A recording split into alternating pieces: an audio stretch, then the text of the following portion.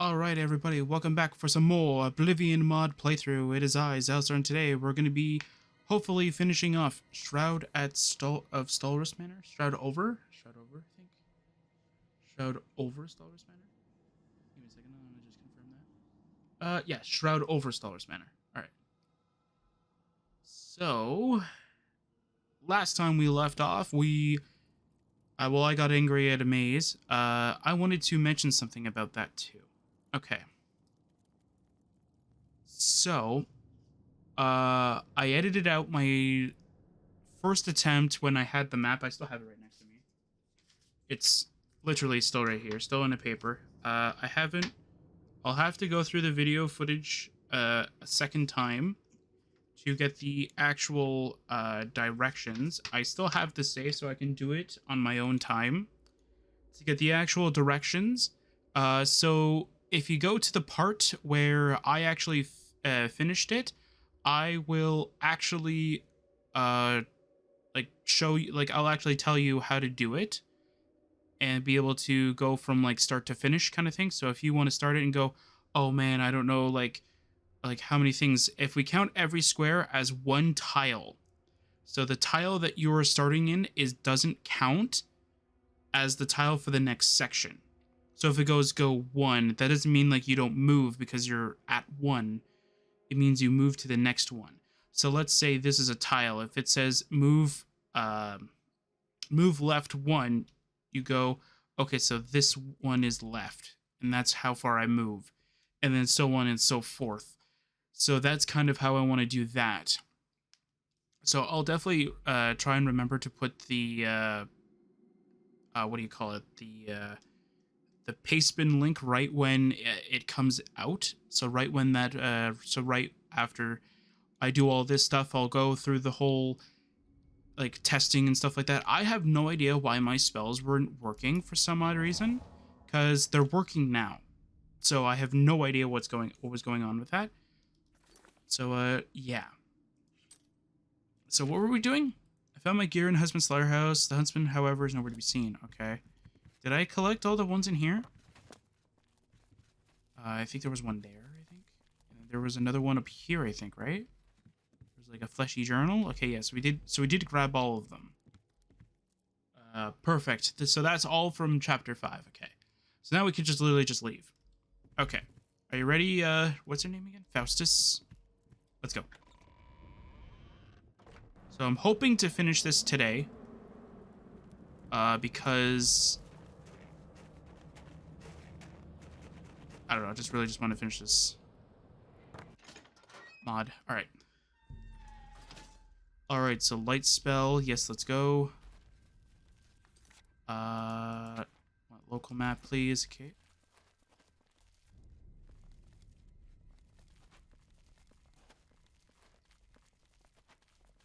Nothing happens, I believe, if you're down here for any short of time. Oh, yeah, also something I wanted to mention. While I was editing the last footage, I was noticing that my volume was a little bit loud, so I did a little bit of tinkering with the volume, so it doesn't, like, you know, affect much. It just affects the volume. Like, I didn't change anything else. I just changed the volume because because every time I look at my editor, it literally looks like I'm like way too loud for the whole video kind of thing. And I just decided to take a look at that, and I think I found the problem, which was more so my, like, sort of, like, I didn't know how the different volume things work. Because it has, because the software that makes my microphone not be able to detect background noise has, like, 2 different, like, volume settings. So I didn't understand which each and every one of them did. There's whispers. It's a little too quiet for me, though. I'm gonna bump it up a little bit. Alright, the Forester and I took a secret passage leading from the glade to a hidden door inside the storage mill. This must be how the huntsman has been smuggling his victims out of County Bruma. Once we get back to the manor, I should see just how much the Legionnaire knows about the estate. Oh. Yeah, you'll notice this door, and it'll tell you, like, the handle is, like, slick with blood. and he can't actually do anything. Also, at this point in the mod, what you want to do is you want to be able to grab this sulfur because it is here, but I'm going to show you where it is after the next couple points, pretty much. We can talk when we get to safety. We are in safety. We're in my, well, we're in the mill, but I guess we're still at the manor, I guess. I mean, in a way, we're still at the manor.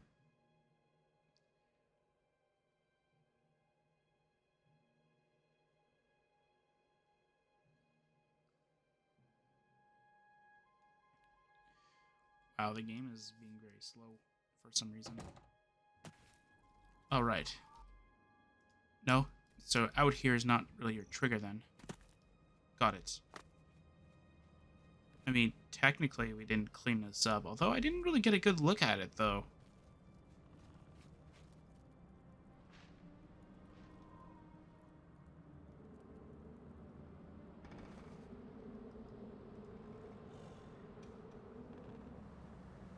Ooh. Is the blizzard still technically on, or is it not at this moment? I feel like it shouldn't, because we didn't get damage while we were in the other area. The Huntsman's Glade thing. We made it safely back to the manor. We should regroup in the library. Ooh, that looked kind of creepy, though. Okay, cool. Did you just close the door on yourself? Fine greetings to you. Yeah, fine greetings to you. I don't know what you're doing. Gonna go save the game. I still have my save from the mirror dimension, I believe. I think it's this one that I was using. So as I said, I'll go take a look at that, and I'll get the actual, like, directions. I'll follow the video and see, like, if I go, like, go this direction, and then I'll try and figure out what that direction actually is. So they'll, like, it'll be easy. Anyway, I'm gonna go sit over here. Perfect. All right, now that we're in here, we should secure the place top to bottom. Okay. Since you're the owner and you know the perimeter, not really. I literally just been here, like, not as long as you have. Probably know the same amount of locations in here anyway. Why don't you go ahead and take a look around? Okay, we're at chapter 6. Okay. I didn't know if this was actually starting at chapter 6. So we're at chapter 6. Okay, so we won't find much right now. Why don't you go ahead and take a look around? I'll stay here on the first floor and watch the front door and make sure our demonic friend doesn't show up. My name's Faustus, by the way. Oh, I guess we wouldn't know his name until now? Okay. Okay, so once inside the library, we talk to him. We have to head towards the basement. Now, I won't be able to see the basement, so I'm going to do something.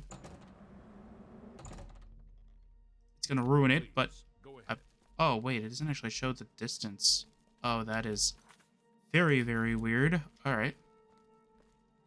So we're going to go... we definitely don't want to make any noises, just in case there's anything down there.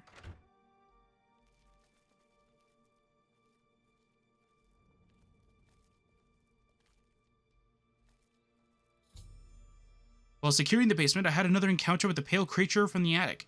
I caught a glimpse of it using a key on the grate in the basement well. The creature seems to be more intelligent than it appears. I should report this to Faustus. There it is. So it uses a key. This is why we wanted to use the light spell, pretty much. But I can obviously, or the night eye spell. But I can easily just reset this. Doing this.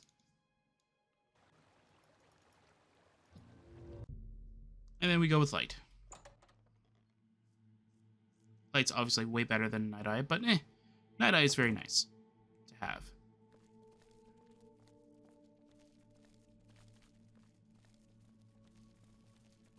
Okay, so I want to make sure that we get all the dialogue options just in case. You have the hands of a healer. Why, thank you. I heal very many people. Something to report.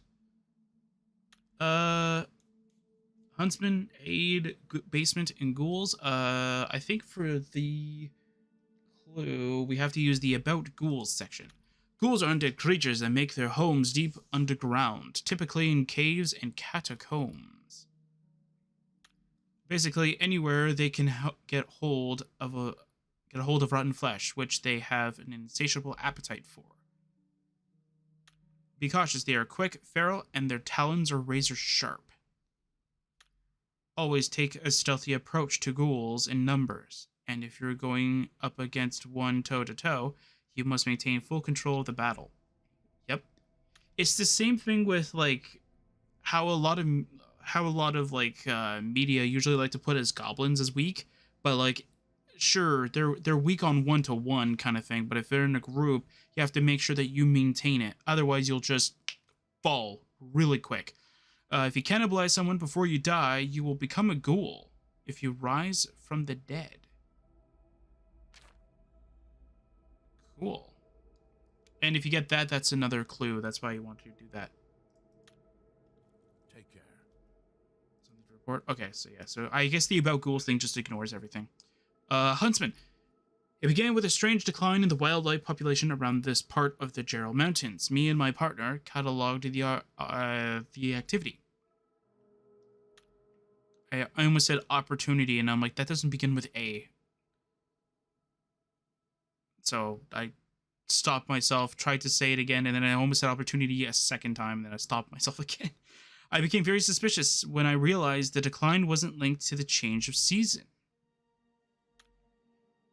Hell, about every species of animal that wasn't rodent or small bird just disappeared, including the goblins.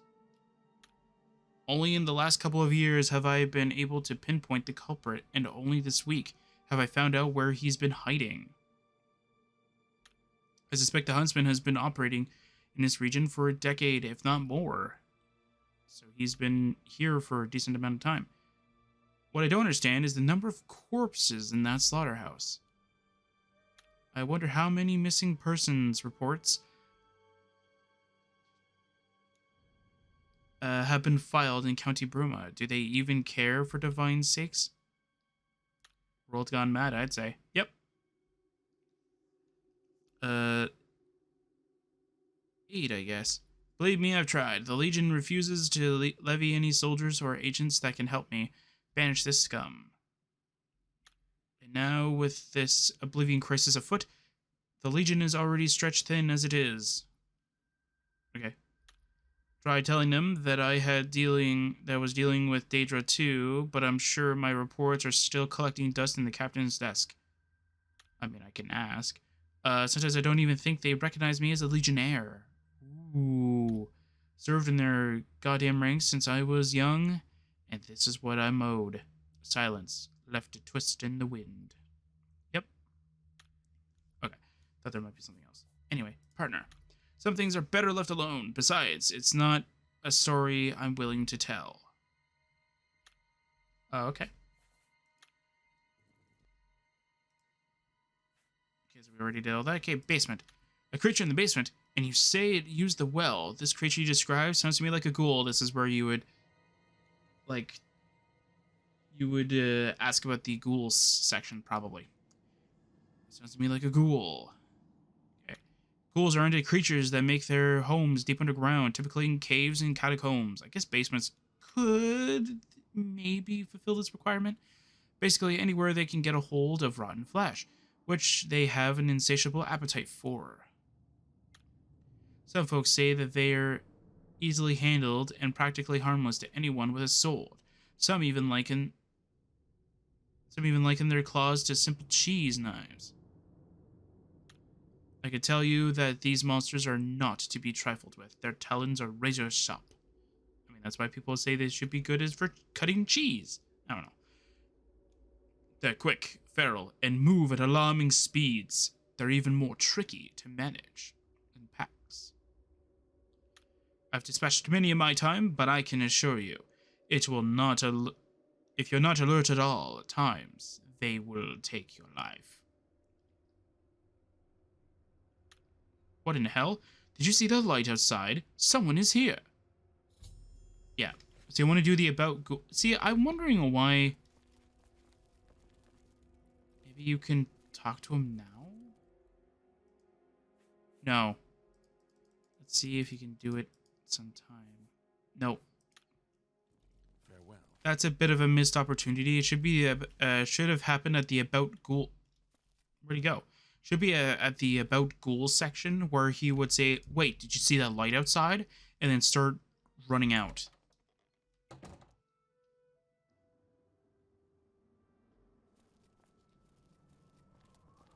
Okay, there's a...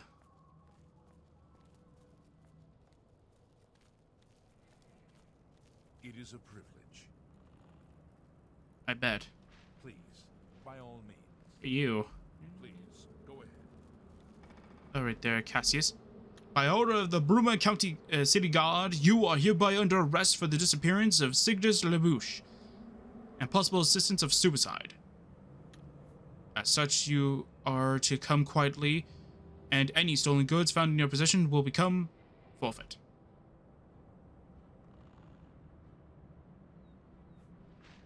I'm innocent. Sorry, citizen, you can plead your case later. I'm just here to collect you while the storm has died down. The huntsman. Haha, the huntsman? Another one of your ghost stories, is it? Listen, citizen, while I appreciate your sense of humor, I really need to do my job. I have a guard right next to me that will literally just tell you the same thing. There is a huntsman. The slaughterhouse in the Vale. Whoa, whoa, whoa! That's a bold claim. If it means anything to you, we can send a search party after this storm clears after the storm's completely cleared up. Wow, that's really weird brain twister right there for me. It's true, all of it. Law be damned.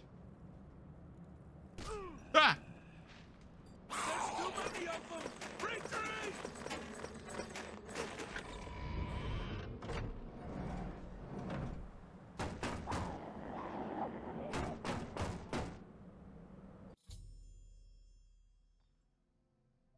The Ruma City Guard showed up at the front door to arrest me. Just as we were arguing, a creature leapt out of the woods and attacked one of the guardsmen. We ran inside the manor and barricaded the door. There's a horde of creatures prowling the estate grounds, and there is no way we can make it off the mountain alive. Looks like we're trapped for now. Light, please. Ah, perfect.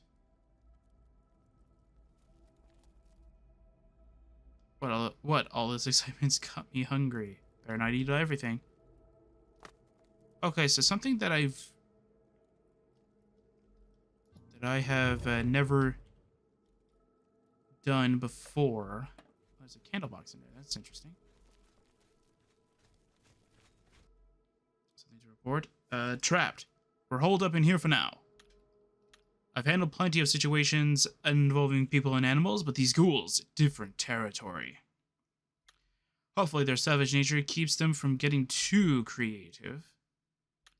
The scent off that dog outside must have brought them.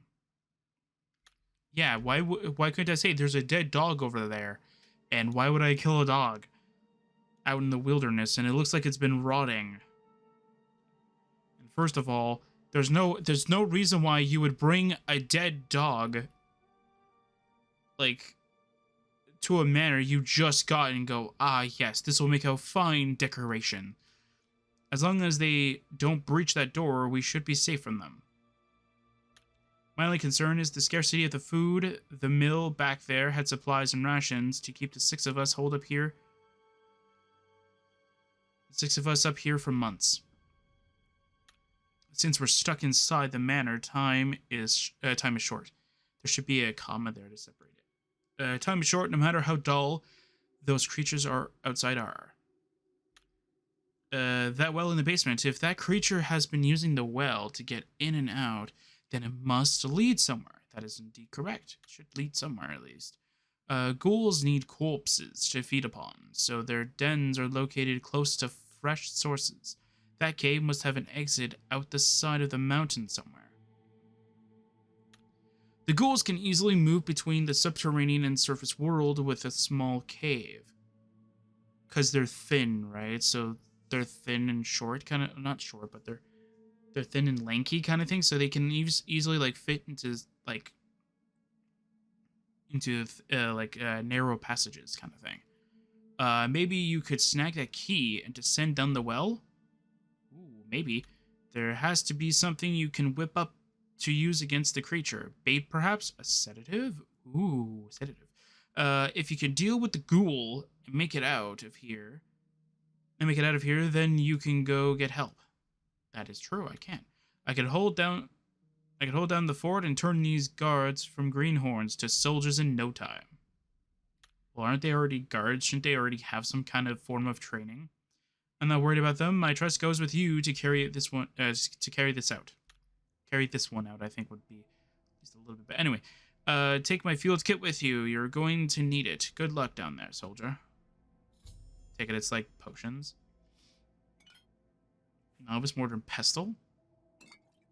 7 of Detect Lives. Ooh, that's actually very nice too. Strong Potion of Healings. I'm guessing those are leveled. Good day. Okay. So now we need to go and collect some items.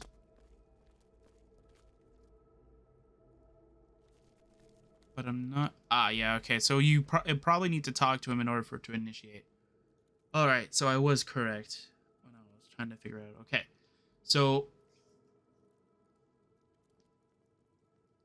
yeah, so when you're done, you need to collect 4 ingredients. I want to make sure that if I collected one already, just in case. I didn't collect it. Okay, for this reason. Okay, good. All right, so we need to collect 4 items. So let's go through each of them in order.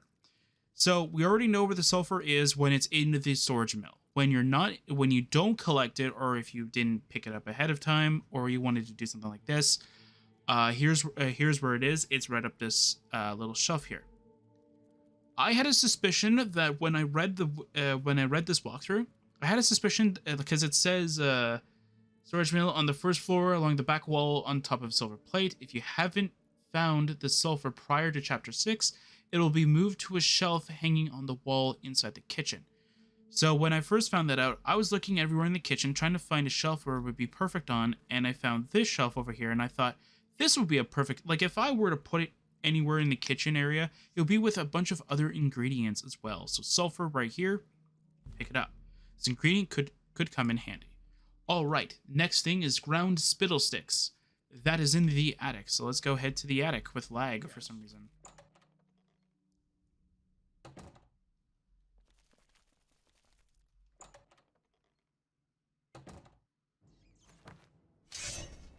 Oh, you finally showed your face. All right. Where is it? Is it this thing? Is it the...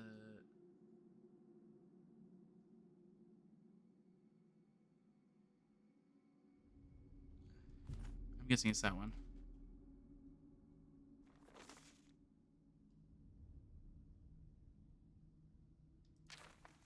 Okay, maybe that will be useful to somewhere. Sure. Why not? Anyway, another letter. Oh, right, yeah, that's the love letter thing. All right, so the next thing on the list is rotting rat meat. So we just passed it on our way to going back up here. Look at the must. No, you don't say anything? Okay. All right. Whoa, that was weird. Anyway, so when you're down here, you need to... Is it... You need to, like, crouch for it? Is it not that? Wait.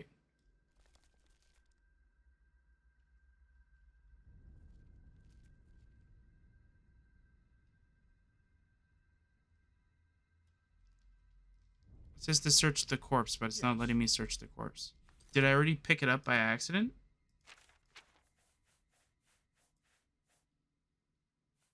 No, it's not letting me pick it up. Okay, so I'm going to do this right here. Because I don't know what's happening. No? It's because this guy's in the way. Ah, there we go. grenade could come in handy. There we go. Okay, I thought maybe activate would work, but it didn't.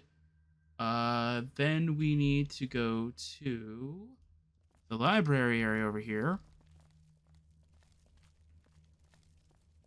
And we need to open up this case right here, which will allow us to pick up the manual on sedatives. We need to take it. And that will be the final thing that we need to grab. So let's see here. So once you have found all the ingredients on the ground,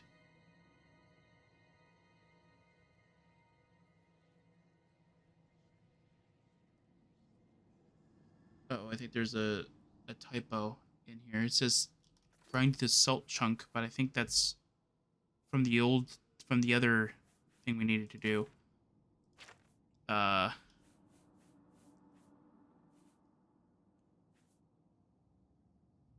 Wait. I'm missing something. Oh, no, wait. It's a book. Okay, never mind. Alright, so what we need to do is we need to ground the spittle sticks.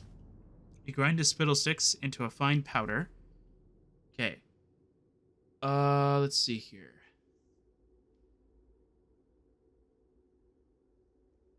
So now we need to use the burner. So that's in here.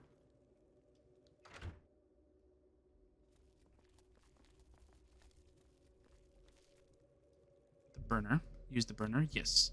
So here's what we need. So we would like to create spiked bait, which requires 1 rotting rat meat, 1 ground spittle sticks, which we've already done, 1 sulfur, and 1 manual on sedatives. I wish that the manuals, or like the manual and the guides, were to have like some kind of text that's like all the other like have some kind of rambling that says like, oh, all the other stuff doesn't sound like something we find here, but this one looks like something we can find.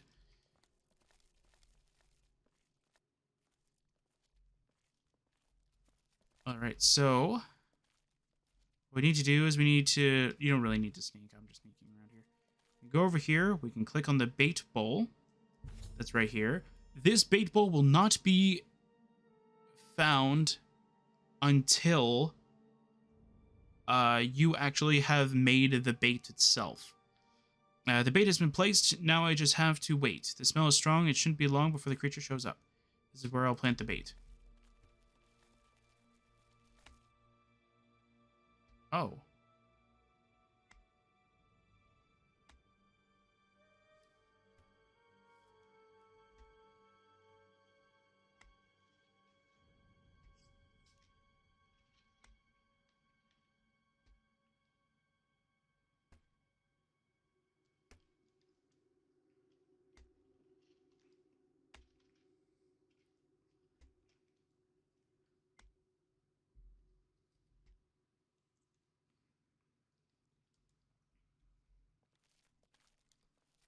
Okay, now we just need to kind of sneak up on it.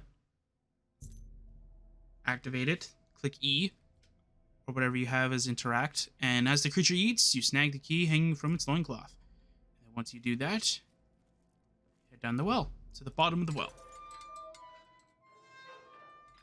Now, we're down here. Now, this is going to be sort of a stealth section, but unfortunately, Oblivion stealth is not really the greatest. So, I got the key and descending down the well. It looks like there is a cave attached to the manor, just as Faustus theorized. This must be where the pale ghoul comes from. I should be cautious down here while looking for a way out.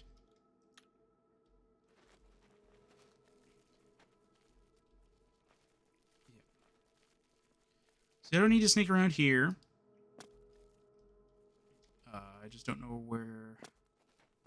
Wait, did I go around where I needed to go? Ah, it's over here.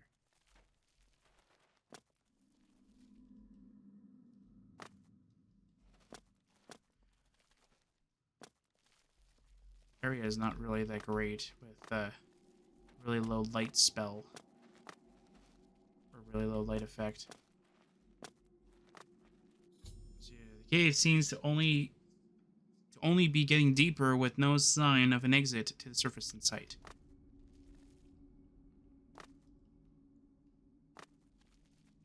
Now, if you don't care about aesthetics of the cave, you can obviously just use Toggle Light Bright or TLB, but I kind of like the aesthetics of the cave, so I'm just going to keep doing it.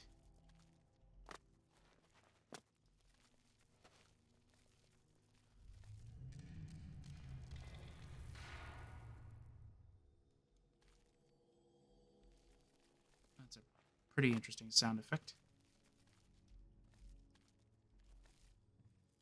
Alright, so it looks like we've entered a mine of some kind.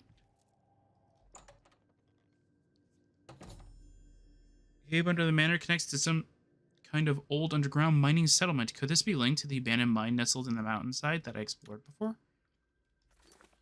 Yeah, so the place that we're trying to reminisce is this one right here, I believe. Which I think even this just kind of confirms it. Yeah, that just kind of confirms it. Alright, so I'm just going to toggle light bright for a split second. I want to see if it's actually true. Okay. Sorry, just wanted to confirm something. Okay. So we won't find anything right now. Let's see here. Okay, so we're just gonna skip that part of the walkthrough because we don't care about no pictures here. It goes to a different. Oh no, it doesn't go to a different page. Okay. Let's see here. So go into there. Consider this map to be the hub area for this chapter. Okay.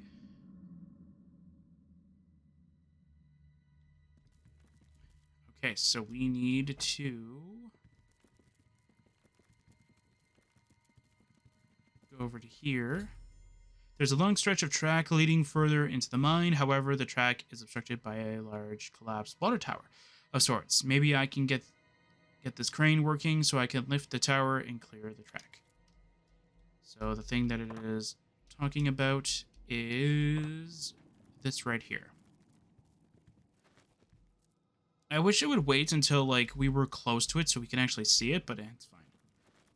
Okay, does this water tower trigger anything? No. Okay. Don't know exactly what triggers them yet. And I don't know if the walkthrough will tell me. So I just want to make sure. Okay, so first thing we need to do is we need to head towards the... is there any... So we need to head over here first. Okay. And unfortunately, the wiki, I believe, doesn't tell you exactly which way leads you up there.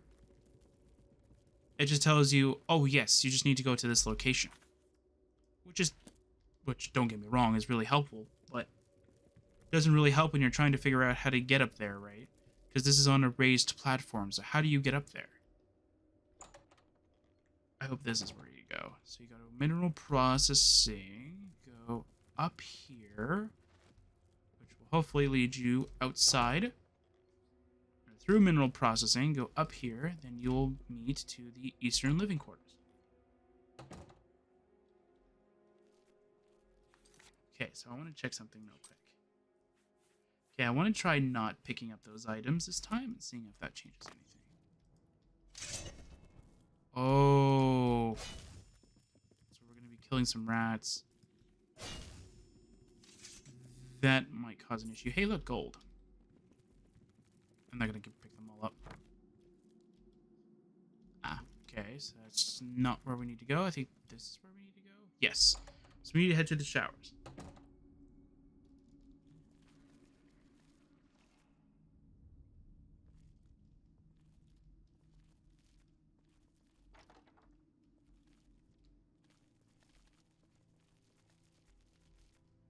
Okay, so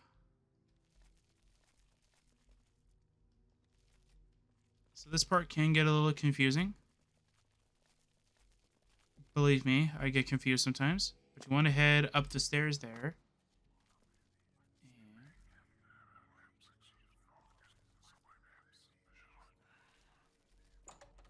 go through this door, I think, which will lead you to more showers. And if you go over here...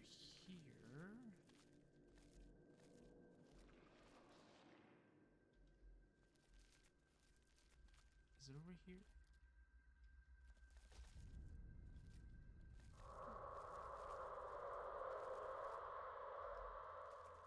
No, it's not there. I think it's here then.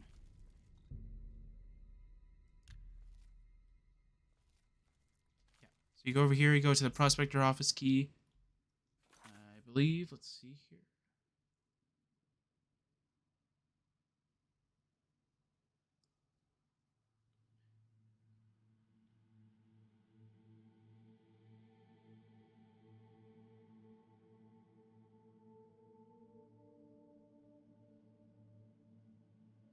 Make your way to. Okay. Yeah, so now.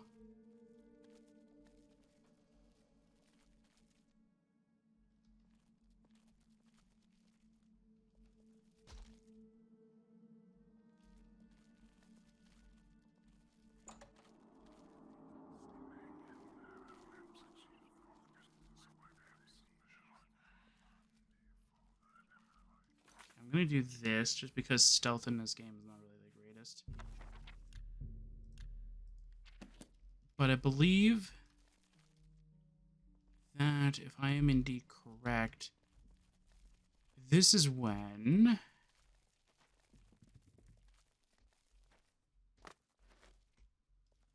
these guys start to appear.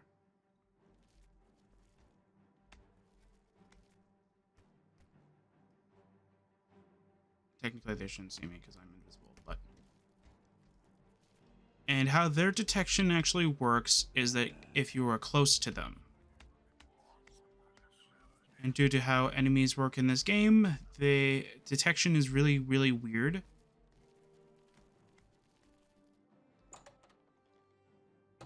So we need to grab that key. Ghouls are underground dwelling undead creatures, and as a result, cannot rely on their eyes to find you. This is when it tells you.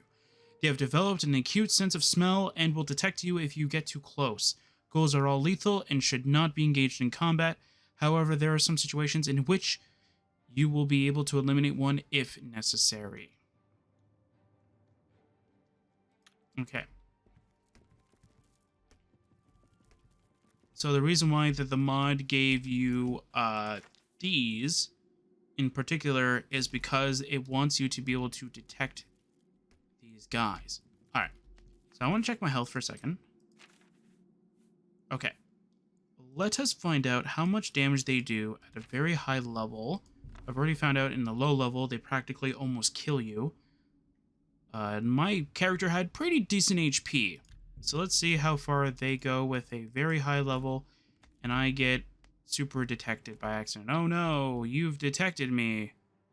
How much damage do you do? Okay, you hit me once. That looks a little low, to be fair. Although, to be honest, I do have a ton of armor. I am near cap. So that decreases, I think, damage by 85%. But by the time that you're around my level, you should have that much HP. Like, not HP, that much armor anyway. So 30 damage is nothing, to be honest. Okay. But yeah, and if you try to, like, arm them kind of thing, they have a ton of HP. Like, look at that. Like, by the way, this should do about 1,000 damage throughout its entire thing, and it's still alive. So we need to head back into... out here. We need to... And this is where you would definitely see them all around, right? Yep. I'm guessing that's the one that I used my curse thing on. Cool. Where do we need to go? We need to make our way to the canteen. I don't care. I'm invisible. Bye. It's a warehouse. That's not where I want it. But then again, I don't really have the map located. Where's where I'm looking for? Canteen. We need to go over here.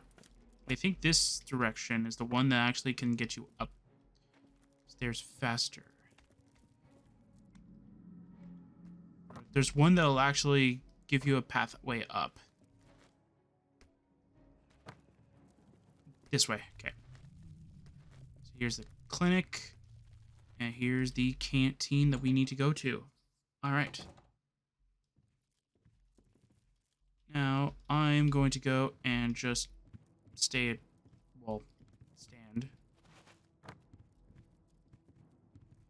No, okay, I think I'm going the wrong way. I think you need to head over here.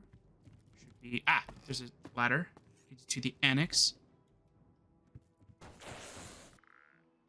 And there's a cool little thing there. I like that effect. It doesn't happen a second time, which I find is very weird. Which I thought would be a really cool, interesting thing, is that anytime you walk in from the trapdoor, it'll spring it out. That would be pretty cool. Alright, so once you go over here against the weird trigger with the stairs. I don't know if that's just the stairs or if that's just an invisible wall for whatever reason. Anyway. Here we go. So we need to head towards the Prospector's office annex. Alright. Nope.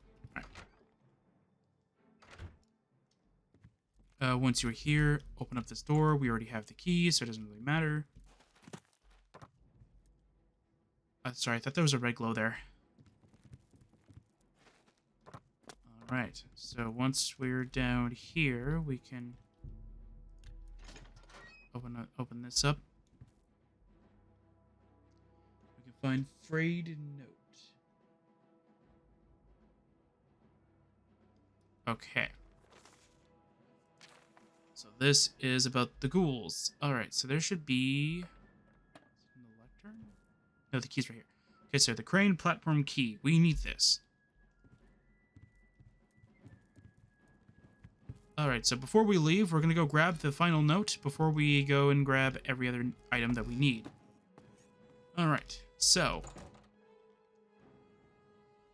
I just want to double check something.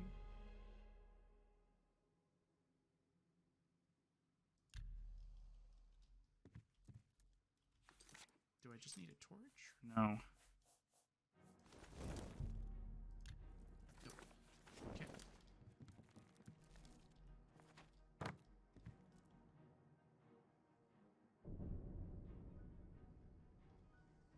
Okay. So we need to be able... So the last note is... Find it. I think it's in... Oh, you can't enter it from here, I think. Alright. Okay. So you need to head across again. I'm just gonna jump down. Who cares anymore? Just jump down. Oh, it won't let me. Of course it won't let me. Why do I even bother? So we head down here, we go downstairs. We get where we want. We're down here. Okay, so we need to head...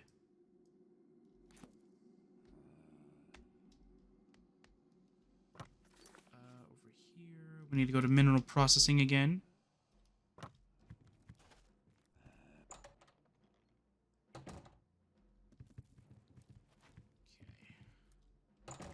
Lead us over here, which will lead us to the eastern. Hi, buddy. Through the eastern, we'll go over here. Wait, where's the... Ah, doors over here.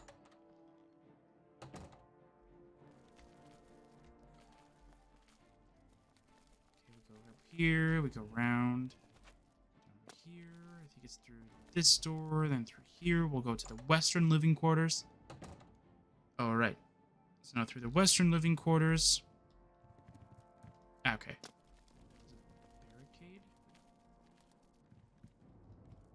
Do I just need to like... okay. So there is a way you can enter it from the other side. Okay.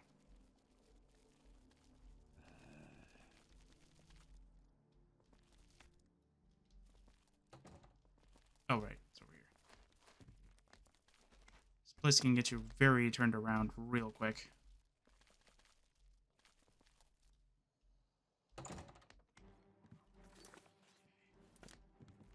apparently you can enter it from here.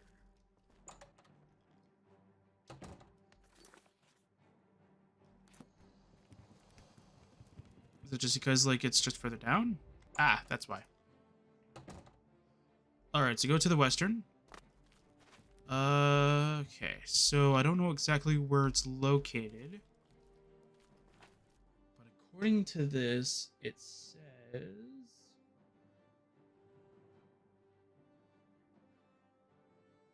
it's poking out from under the bed.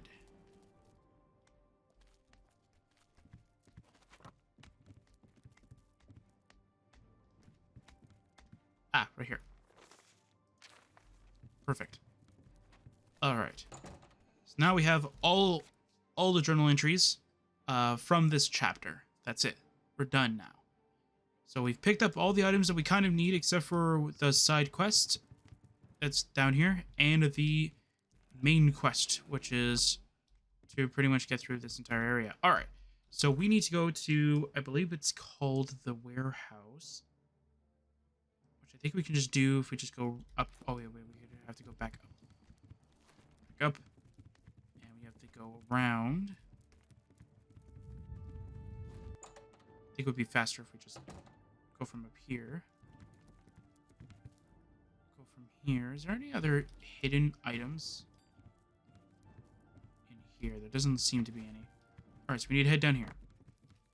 There's rats here. Very cool. Alright, so we need to need to get this corkscrew drill.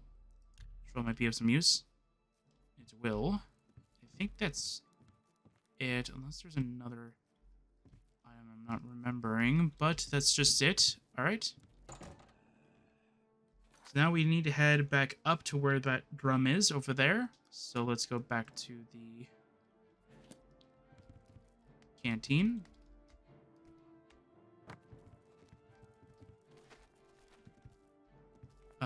Canteen's up here, correct? Yes. Go from the canteen, go through the annex. Alright, go through up here. And then we go back up here. And then with this, we can equip a torch, I'm guessing.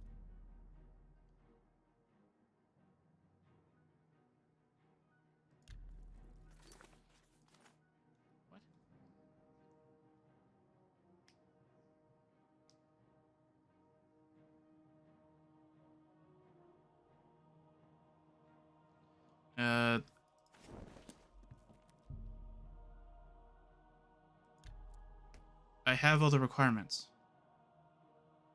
Okay, so the wiki is so the walkthrough is saying that using the powder keg is optional, but activating it with the corkscrew drill, which is this, found on the first floor of the warehouse, and a torch in your inventory, will light up the area and help with avoiding the ghouls and finding your way around. Does it want a fresh torch?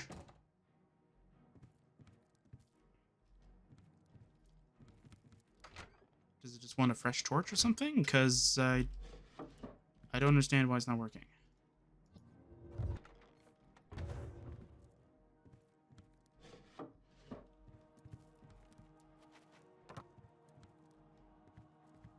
I'm trying to see if I can find like a torch nearby or something.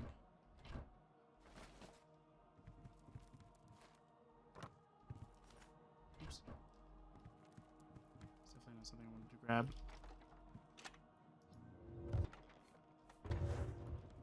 Nothing in here.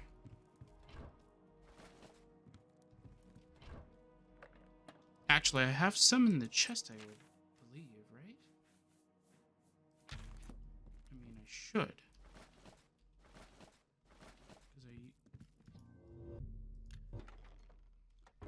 Did I put it in the travel chest by accident then?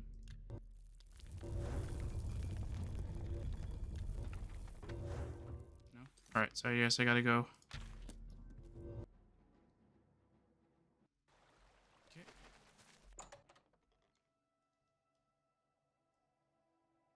Okay, let's go with none for now.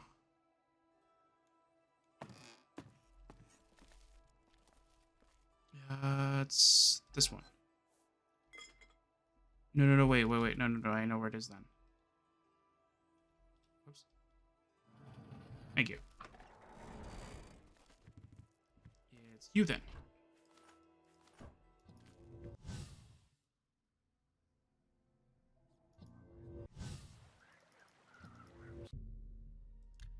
The whispers, they've returned. Let's see here. So let's see if this does anything, because it has a separate stack, which is weird. So let's see if that is what is causing the issue. That was. So I used the corkscrew to drill a hole in the barrel and a torch to ignite the powder. The chandeliers are lit. So it kind of helps. It doesn't really reveal all of their locations as good as you would want, because, of course, like it's not like it's not like it's. I'll show you what I mean, or I'll kind of explain it a little bit. So it's not like it, because it's only that light.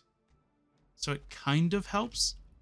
It's not as good as if like it was on a pulley system kind of thing that would just pull itself like across, light up every torch around kind of thing, and then it would go back, and then it would like sort of dim itself out, so you can just have a light throughout every point here.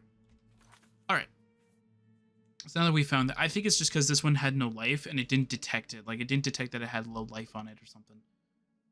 Anyway, so with that, we need to go and now after you get the crane platform key, which we did get, we need to head towards the canteen, which I believe is on this side. I think it's above us. Did I say canteen? I mean clinic, which is right here. Now, there is a ghoul in here. This ghoul you can actually kill. Where is it? There we go.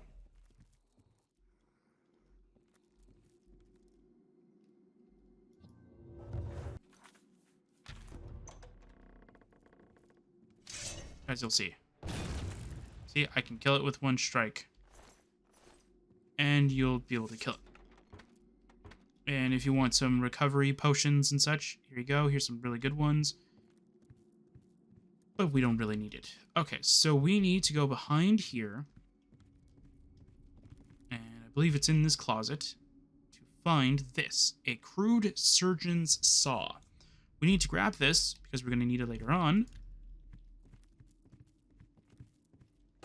Alright, and now we need to head back to the canteen. I think it's down here, correct? Yes. Once we're back at the canteen, we need to head over here. And I will admit this. I got stuck when I first played this, because I didn't know what I needed over here. But here's what you need. So you needed the crude surgeon's saw. And you need to click on this. Just like the other saw beforehand, it's snapped, it broke, whatever. But the board should be brittle enough for me to break by force. Break it. Perfect. And you head over here. And we're going to go in, because now we have the key. So now what I recommend to do is before you even click anything, save the game. And then activate it.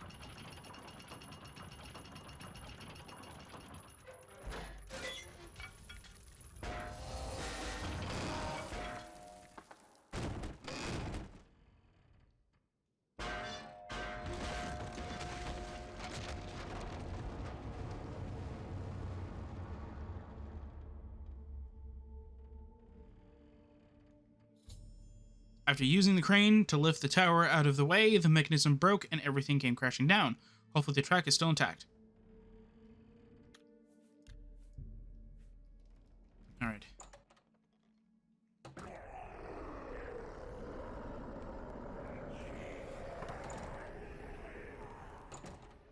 So we have now awakened all of the dormant ghouls, so now here's where I'm going to turn off my invisibility, because it'll make more sense. Alright. There we go. Alright.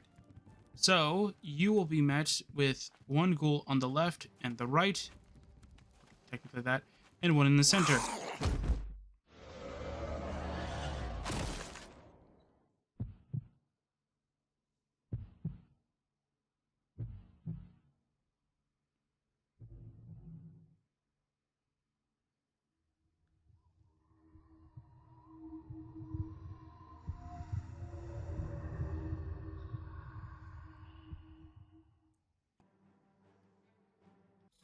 Alright. As I was escaping across the tracks, a ghoul tackled me and knocked me from the platform into the chasm below. Luckily, a couple of them broke my fall. I'm in incredible pain, but somehow I feel warmth. I feel strange.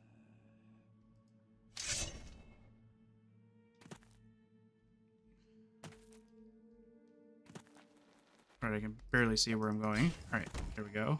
Perfect.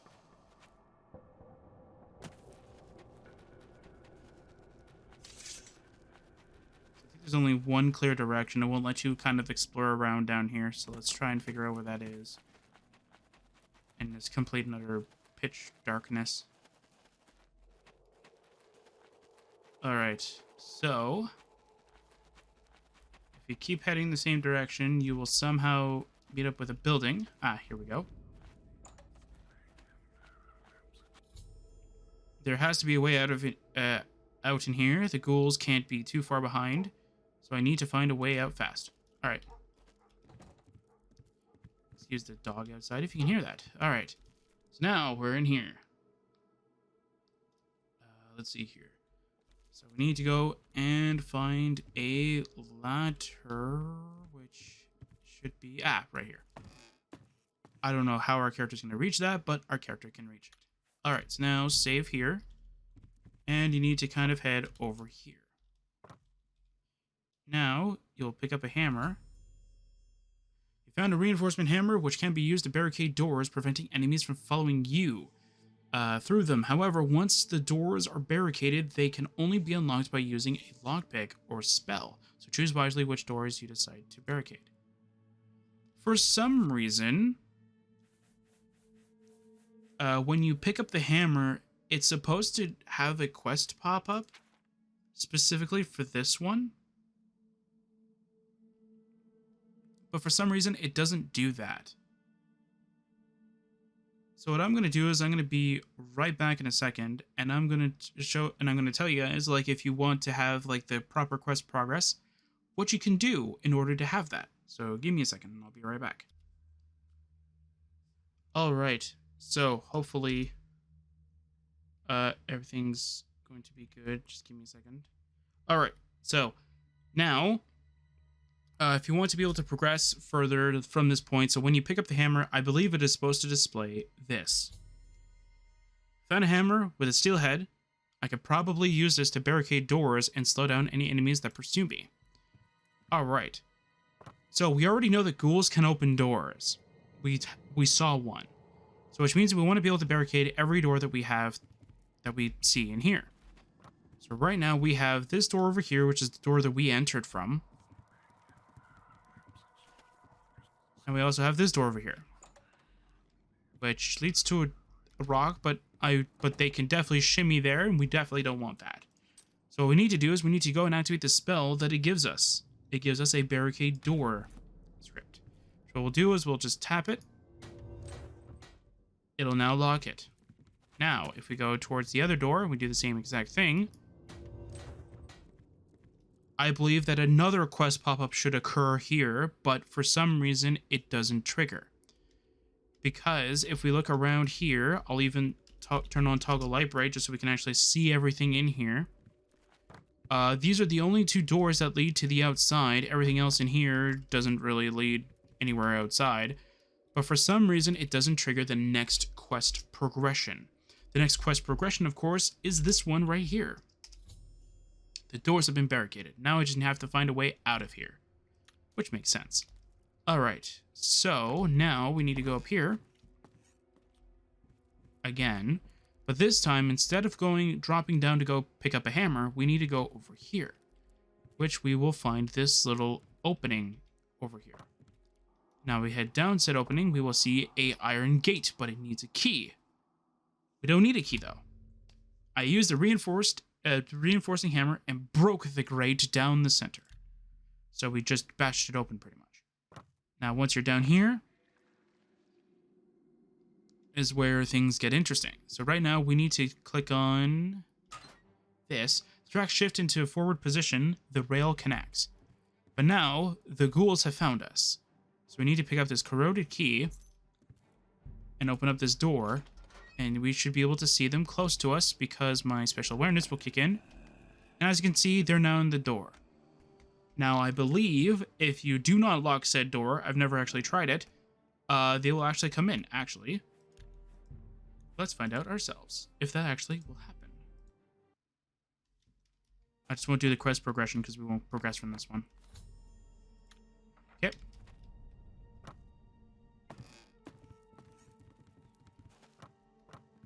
Let us see if they'll actually come in.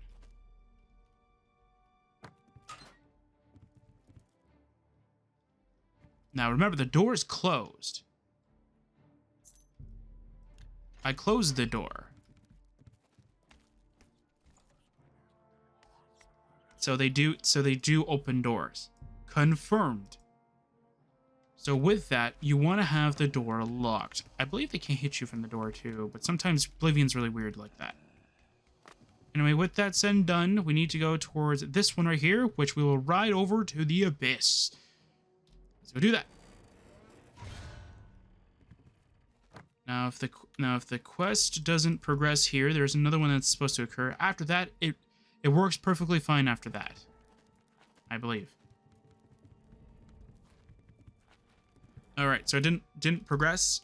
Let's go do that. So we could progress it. So instead of now going from 15 when we pick up the hammer, 20 if you want to, 20 if you've barricaded both of those doors, and now we go to 30. And that's happened. I rode a minecart down the tracks and ended up crashing. I'll need to continue on foot from here. And after that, we're done. Just want to take a brief look at the quest right now. Okay. Yeah, I think that one should work fine. I'm going to save here just in case. Alright, so now we're at the abyss. Where we will definitely need to go and do a few things. So let's go make the walkthrough catch us up real quick. Alright, perfect. Alright, so first things first, there is a note here we can get.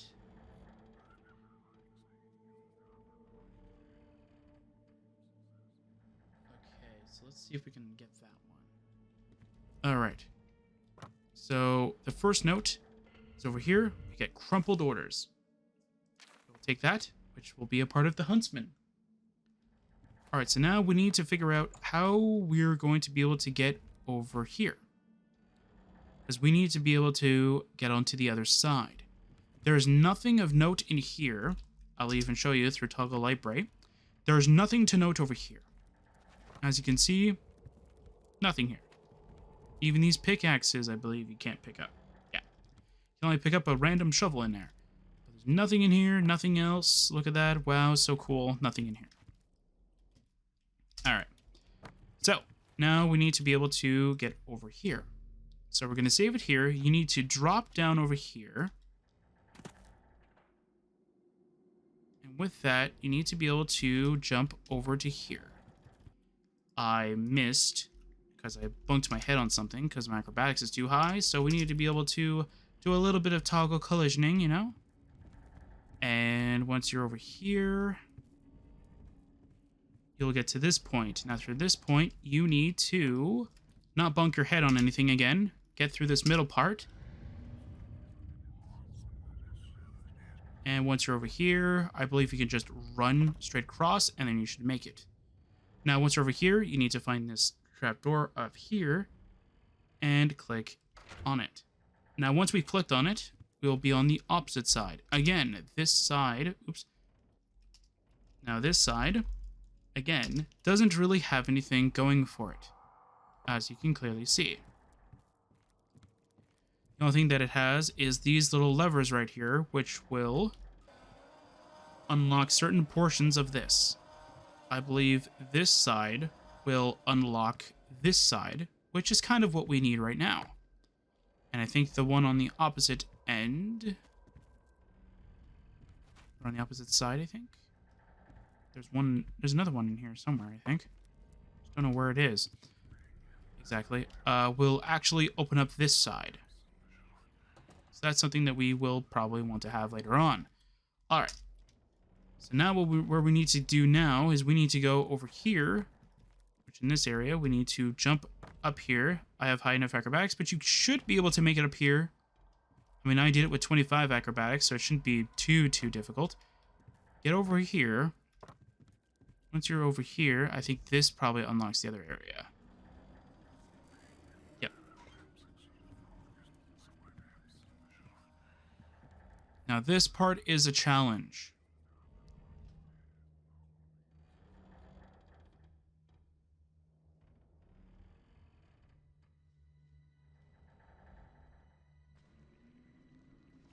So we need to be able to get towards that area over here. Now, from what I recall, this is very, very difficult to do because of how, everything is. So I'm going to use toggle light bright just so I can actually see what I'm doing. Yeah, because I think you're supposed to... Yeah, no, this doesn't work either because it just bumps you off. Oh, great, we got that toggle collision thing. I know that's because it recognizes that we were in motion. Because there's no way that you should be able to just make it there. So how are you supposed to be able to make it? Oops. I want to turn off toggle light bright. I want to see something here.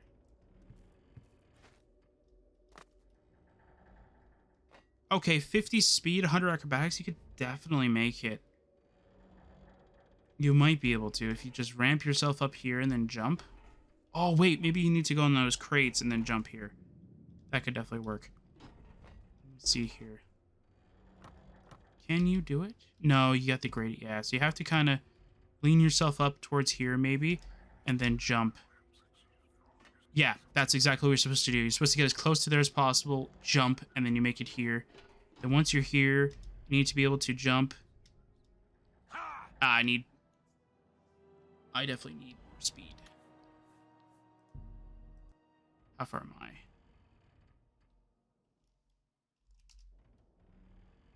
How far back is it? Oh, okay, so we're just...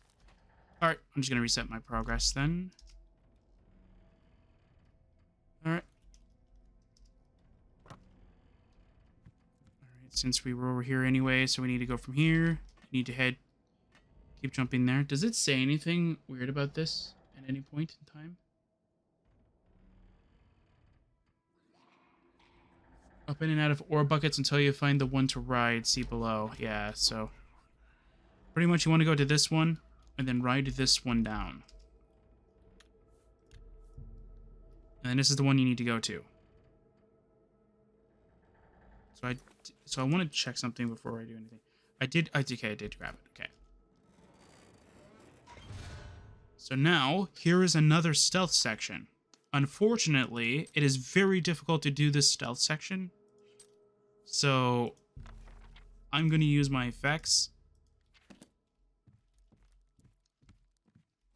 Because Oblivion has has weird expectations for stealth. Like, this would have been cool and all if Oblivion worked like it should, but it doesn't. So this is another stealth challenge. You could probably do it with stealth, but hey.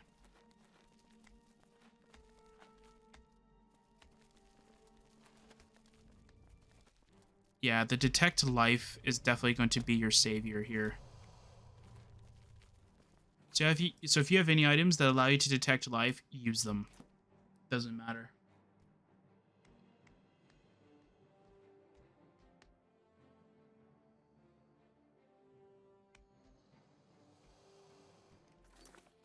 Okay, there's another one in here. Just trying to... Ah, okay. there's another clue here. So I'm trying to figure out where it is. I think I'm going a little bit ahead of myself. So where we need to go is we need to head over here. Should lead us to a big open room with this thing in the middle. So here's where it is. So deep inside the mine, in the heart of a den of ghouls, I've discovered an explosive barrel that is lodged inside a weak point on a cave wall. Peering through the boulders, I can just make out a tunnel that slopes upward on the other side. If I can find a way to detonate this explosive, then I can get beyond this obstacle. Seeing as how I'm trapped down here with no other way out, I might as well try to blow up this wall. I'll just have to run like hell when I stir up the ghouls. Alright, so I'm not going to toggle library again, but I'm definitely going to say that we can get a clue here. So I'm going to go get the clue first before I continue on with the area. So first things first is we need to head towards a wooden platform that is above this little pit area thing here. It's right up here. Alright, so in order to get up there, we need some level of acrobatics skill, I believe. Oh my word, we did it. If the game would allow me to collide with the floor a little bit. Now, again, another stealth challenge, but we don't really care. We want this bloodied parchment. This is another one of the ghouls.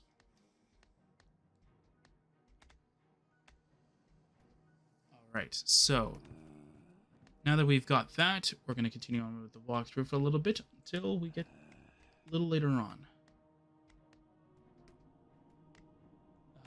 So the next one is the... Okay. So as long as I see that, I should be able to be fine. Okay. So we need to be able to set that up. So we need to...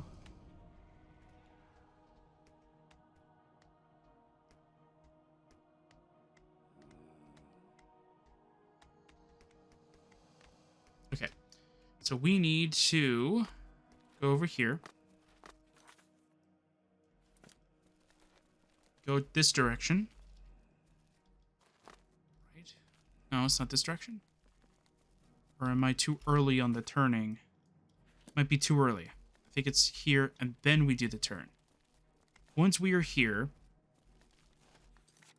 if we are not stopped by enemies of any kind, head over here and click on this.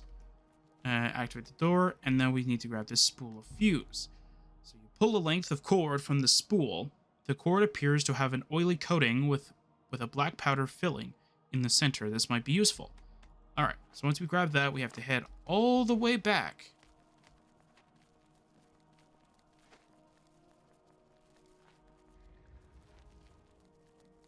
If I can find my way around this dark cave, I'll be fine. Alright. Now, once we are over here, we can click on the explosive with the spool. I attached a length of fuse to the powder and ignited it. I need to take cover at a safe distance before the wall comes crashing down on top of me. So we need to head over here.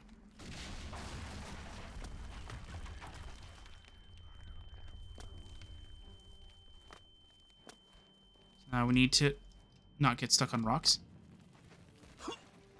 Head outside.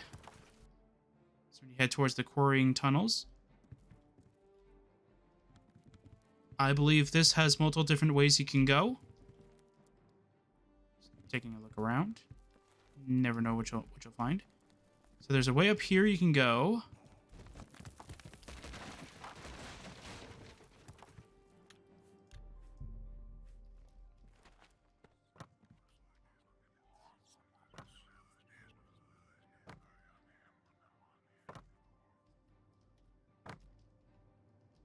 Okay.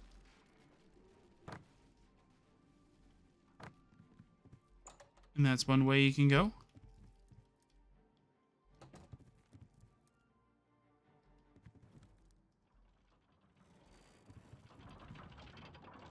Okay. So that's one way you can go. Now if we head back, I'll show you the other way I believe that there is for the area.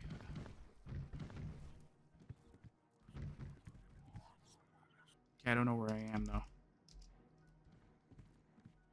I think I passed it. Ah, okay, so here's the little maze. Here's where we were.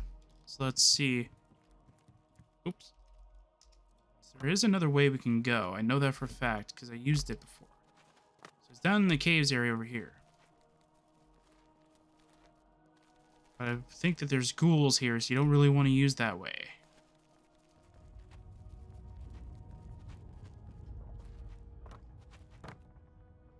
Okay, so then you'll lead up here, and then you'll go here. So either way, you'll land in this room pretty much.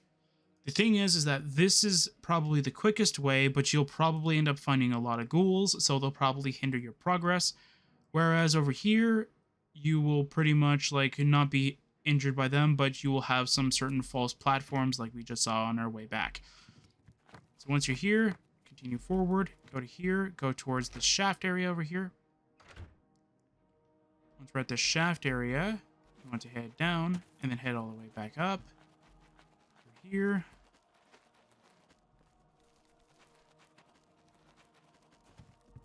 And if you have high enough speed, be careful. You can fall, and you don't want that. So I recommend that if you feel like you're about to fall, save beforehand and then do it, but you need to be able to activate that ladder, of course. Now once you've entered the ladder, you've entered Dark Cave.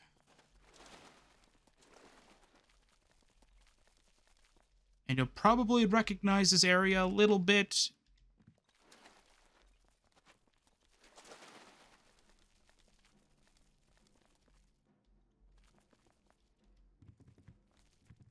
Because I most definitely reminds me of something. Alright.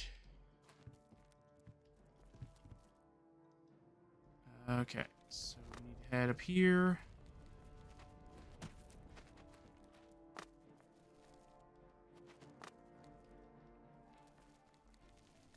Alright, so we're at the workers' entrance. Alright, before we continue onward, this one has another...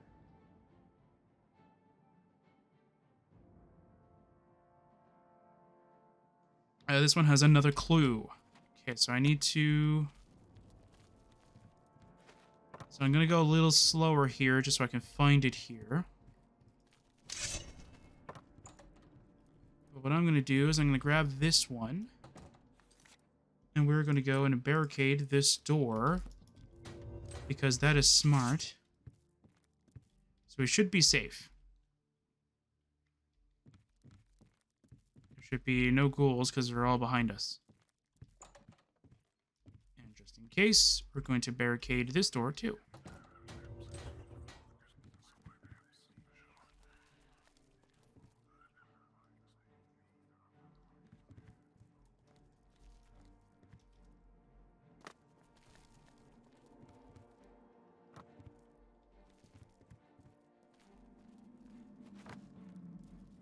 Okay, I don't think it's up here, but just in case I am wrong,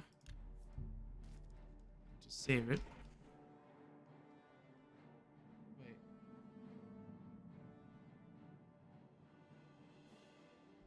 After you ride the elevator.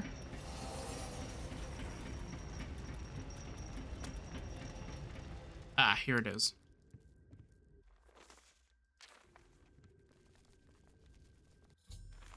I have enough clues to solve the mystery about the ghoul activity and some of the disappearances in the Gerald Mountains.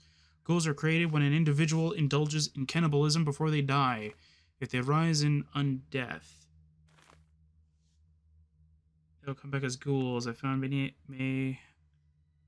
many accounts of miners developing a taste for flesh and going feral. All the ghouls in these mines were once miners who perished. The bodies were never found, all because there were no bodies to find. All corpses either became ghoul food or got transformed in undeath. I bet that the same fate befell the search parties that descended into the mines to investigate after the events of the manor were discovered.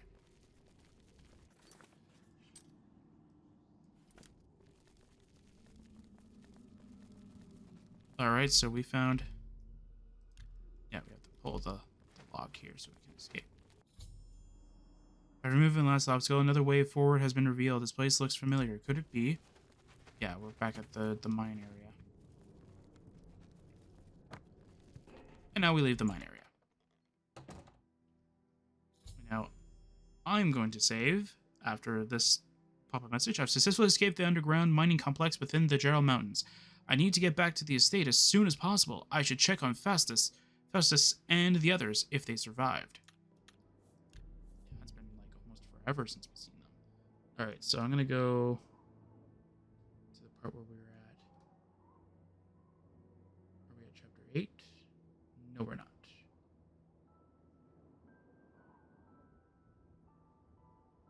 Okay, so we're close to chapter 8.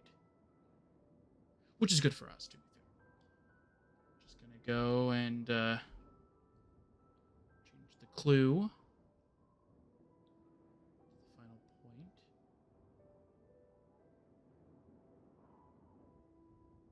Okay, so there's just an extra space for no reason. Alright, fine.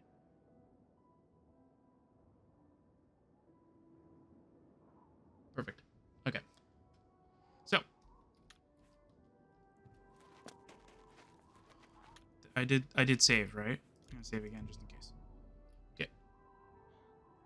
Go back to the thing. Alright, so let's go head back to the manor then. And this is the last time we'll actually enter the mines.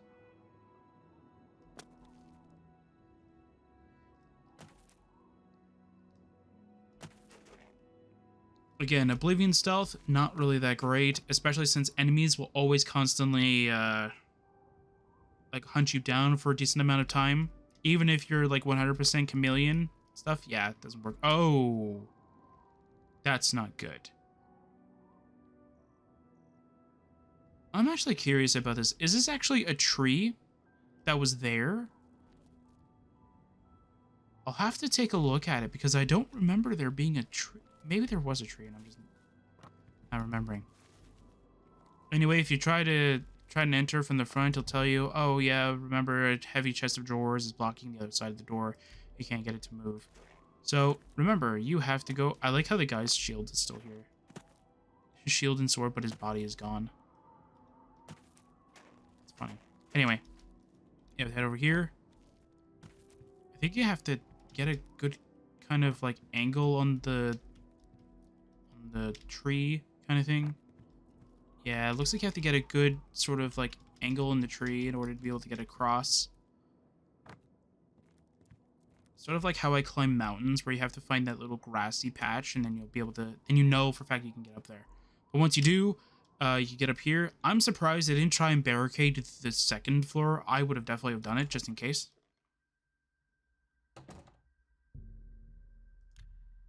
Once you're in, you'll find a ghoul here. Ghouls don't carry anything, so don't really worry about it. Another ghoul here. The guard died. Very sad. Indeed. I actually haven't explored this area in a while. Yeah, there's nothing in here. Not a ghoul in the ceiling or something like that. That would be a cool effect. There's nothing in here.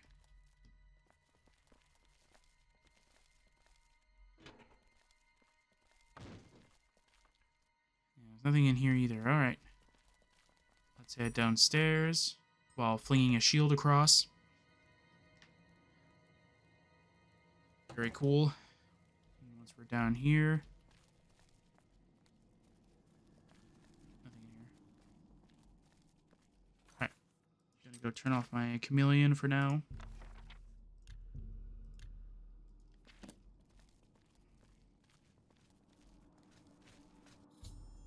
Gah! Gah! Damn it, that hurts. We fended them off, but I'm all that's left. Some fled, most died. Need a medic. Quick! Oh.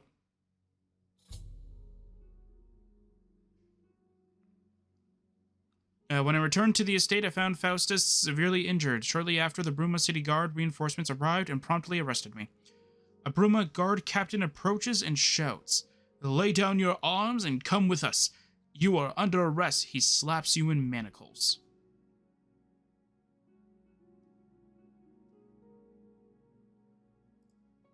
And that's it.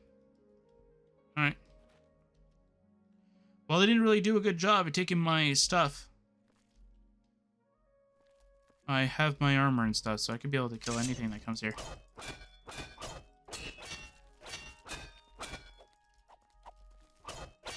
Need some sword practice, you know?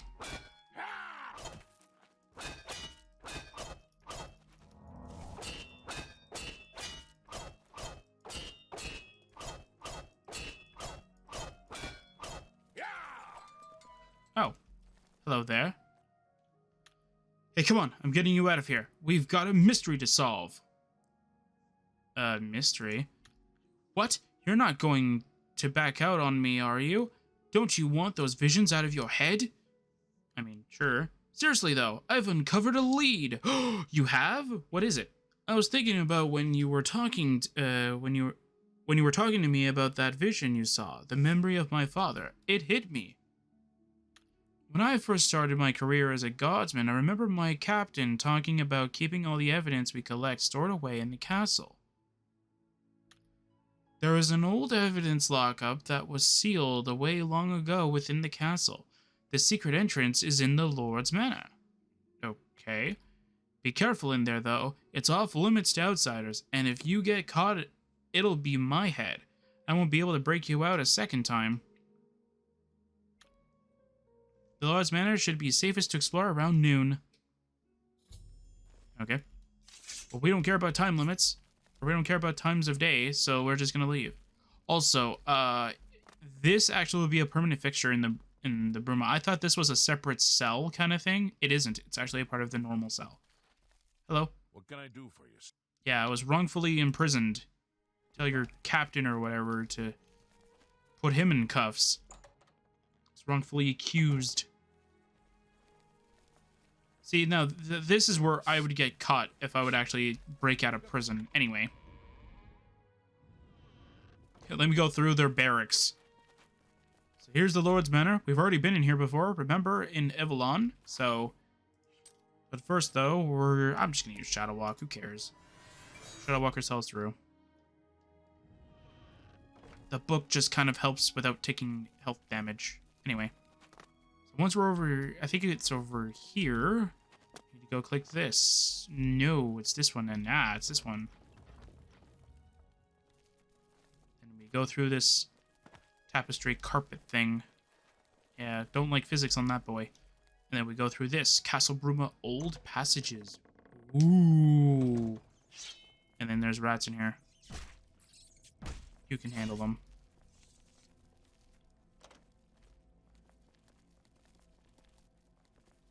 There's a ton of these empty rooms and such. I guess it's just because, like, you just don't want to, like, overpopulate a room with junk just for added effect. But it would be kind of cool if you added some stuff in here. Anyway, we need to head in here. Once we're in here, we go into a big room like this. I just want to double check something. There is not a clue in this area, correct?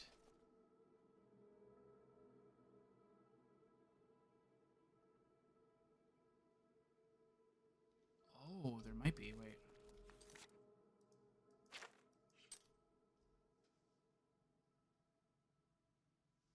In the... Oh, there's one in the old passages. Wait. Hang on a second. Okay. I believe we read where it is.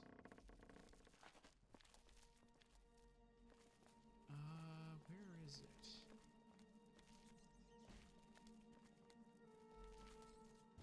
Oh. It's a potion of polymorphing.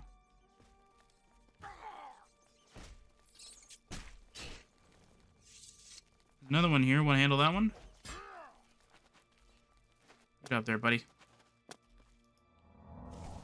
Doing our work for us. Alright, so once we're done with trying to find that polymorphing potion, we can head through here and we can properly explore. the way. All right, we're here though. All right, the secret passage leads to an old evidence archive within Broma Castle. It contains records of the events around Stalrous' estate from long ago. What's more disturbing is that a majority of the records appear to have been hastily destroyed. Why was this place left behind and forgotten? Who was trying to cover the disappearances up? I need to help Felonius gather clues in here. Maybe we can piece together this mystery, or at the least, find something that will point us in the right direction. I hope I can help. Not gonna say anything? Alright. You too. Most of the things you'll find is like these bounty notices.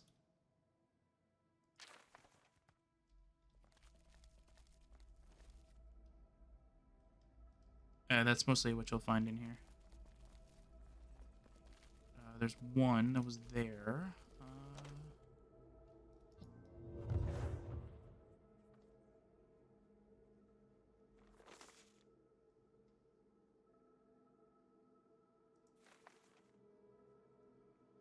Yeah. Another bounty notice.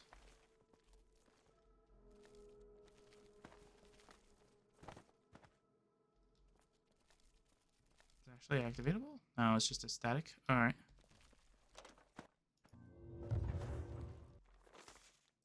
Random empty parchment. Alright. Doesn't really look like anything. Alright.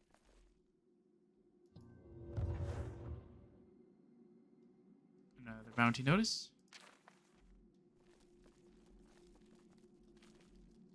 Is it actually like something you can move? Nope. Alright.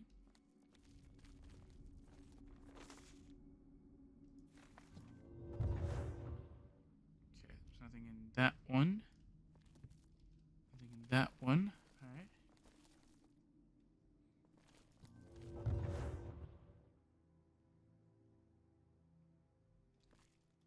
Alright, a leather bound book.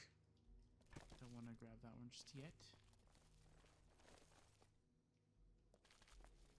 Have I looked at every which way? Yep. Okay. Alright, let's go then. Let's go grab that leather-bound book, which we do need to progress the story. I found a map that details the Stalrous hunting grounds in the secluded vale. On the map are the huntsman's lair, the secret passage to the storage mill, the hunting lodge, and what looks like a graveyard. Everything in here is torn up or shredded or burned. Someone didn't want anybody to find this stuff. I found a scrap of a document detailing the Arnscar family crypt and its link to the family's ancestral burial grounds. Other than that, all I have is a few vague things about the layout of the estate, but nothing substantial. Findings. You say you found a map to a graveyard on the property. Well, it's a lead. We're at a dead end. I think we should follow it. I'll stay here and see if I can dig up anything else useful. In the meantime, you should head to that graveyard and take a look around. Okay. I wish this would move. But no. But something else to mention, there is a rat over here, I think. Yeah.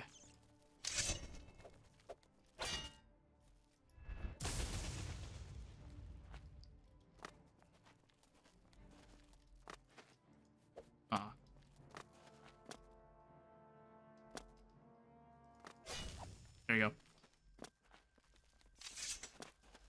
So just in case you get like an enemy detects you kind of thing, there's a rat up there. Just gonna kill it just for sanity's sake. But I am going to go and book myself.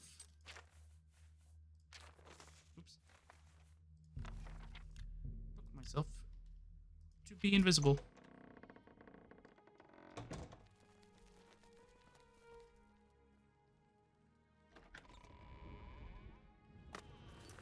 Out of there. Let's go and take away that chameleon. And let's go. Well met. Whoa, okay. By all So many Broma guards. Alright. It is Now that we've claimed all of that, we need to now head back to the manor. Well, more so that hunting grounds area.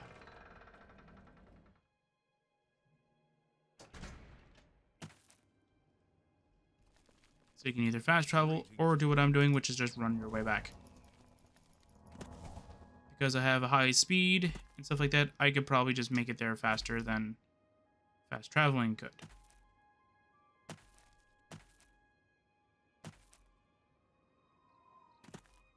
Maybe, I don't know. But I like running it. I like walking around in this game. I love Oblivion for that. Just the overall landscape and everything is just so beautiful. Alright, now that we've head to the storage mill, we're going to go save before we enter. Okay. Use the light.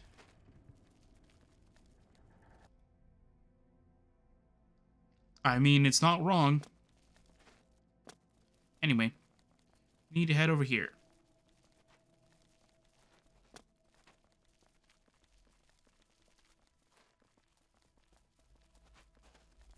I think it's over here. Yep. Alright. So the Gerald Vale.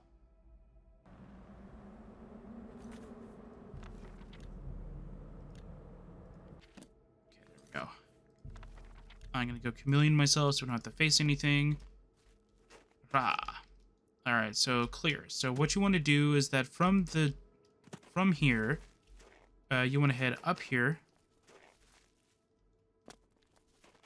and try and get yourself up this area over here. Is there an invisible wall here? Ah, okay, it's just an invisible wall, okay. So this isn't the way that I thought it was then. Oh no, wait, I'm heading the wrong way, that's why. So from that, you still want to head up here, but no, you don't. Wait. So from here, you want to head over here, down here first, and then head to this house over here. Once you head there, head up here, I believe. And then, before you head towards the other lodge, turn right. You should see pretty much a mutilated bear. You should head over here. It should. Am I just not remembering the right directions or something? Or does it keep heading up? Hang on. Head up. Oh, you have to head up a little bit further. Alright. So there's the lodge kind of thing that you not start from, but that you meet Faustus from, and I think the lodge that you start from is like over there. And here's the one that's sealed. So you kind of understand where you are now. Alright, so once we're over here, I have arrived at the graveyard. Nothing seems to be out of the ordinary here. Should investigate further. Alright. Save the game yet again. Alright, so. The one that we want to... So there's a hidden passage over here that we need to be able to access. And this is the one we need to access. The last release is nearby. Once you do that, you have to go towards... Which one is it? Which one's the activated one? It's not the next one to it, right? Wait. No, it's not the next one to it. It's not that one. It's not this one. Ah, okay. So it's this one right here. So the one that we activated is right here. So head towards like, is it over here? Oh no, it's this one, right? Yeah. So head opposite from it, and you'll get to inside here. I've uncovered a secret entrance to the Arnscar family crypt in the graveyard. So I'll activate light. We're going to stay invisible. And you'll know why soon enough. Oh, right, that's right. Yeah, there's movable pillars in here. And once we're down here, you'll see this weird-looking crypt area. I want to know something before we continue onward. Yeah, loot these items if you're really in the pinch for gold. They give you some really nice ones in here. But because this mod is not really known for its dungeoning, or, well, like going through the dungeon and stuff like that and collecting a bunch of loot, I'm not going to be doing that because, well, this one's not really meant for that. Alright, so... we need to... Yeah, like, see, like, look at this. Like, it's got some decent stuff in here. I'm gonna drop that skull. That bone I just picked up. And then what was the other thing I picked up? A knife? Yeah, let's drop that. Yeah, like, look at that. You can get some really nice stuff in here. Definitely do recommend taking a little look around. But in order to progress further, you need to click on this movable pillar and head straight across. Once you're down here, you will meet this door right here. That is the Arnscar family catacombs. Now, before we continue onward, I want to mention that this part is a stealth part. This is another ghoul stealth part, which you want to be able to go through, I believe. I don't know if he'll tell me. Next area is a stealth section, yes, so you definitely want to be able to do it. This is kind of where I found out that ghouls hit really, really hard. For low-level characters, so do keep in mind of that. Mind you, that character didn't have enough armor either, but still, like, definitely keep an eye on your. Definitely use detect life. That's definitely going to save you in a lot of these like occasions. Unfortunately, mine only triggers if I am in combat. So, yeah, so you want to head over here. Oh, no, wait. That's just the way you can loop or go around them. Is this where I need to go?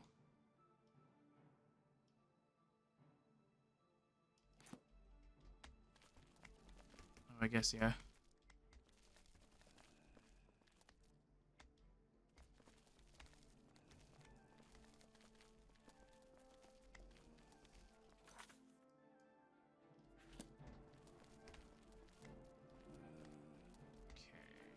We need to kind of avoid those guys. And then we need to grab this key right here, I believe. The mourner's key. How come I got the feeling that there was supposed to be that ghoul that we were supposedly seeing throughout the entire thing here? I wonder if mine's just bugged or if I'm just misremembering that part. Anyway. We need to head all the way back, of course. These ones are still just as difficult as the other one. Like, I'll even show you, though. I'll even show you. Death's Embrace. See, look. They have so much HP. If you want to be able to just cheese this, damage fatigue, like, for a certain amount of duration, will definitely do you some good here if you're bad at stealth, or if you just are not really that comfortable with Oblivion stealth. Anyway, once you get the mourner's key, head back here. Save the game. At any point, the game's going to crash. That's how I know. Alright. Alright. Now we're going to go to the Morning Chamber. Now, this is actually a boss fight. So, we're going to turn off our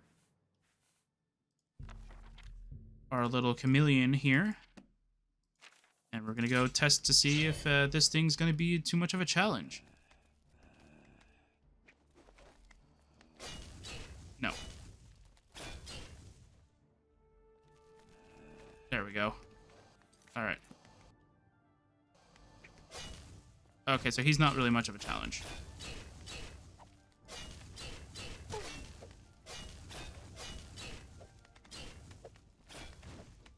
Yeah, so if you're not familiar with this weapon, this one actually doesn't do any damage at all.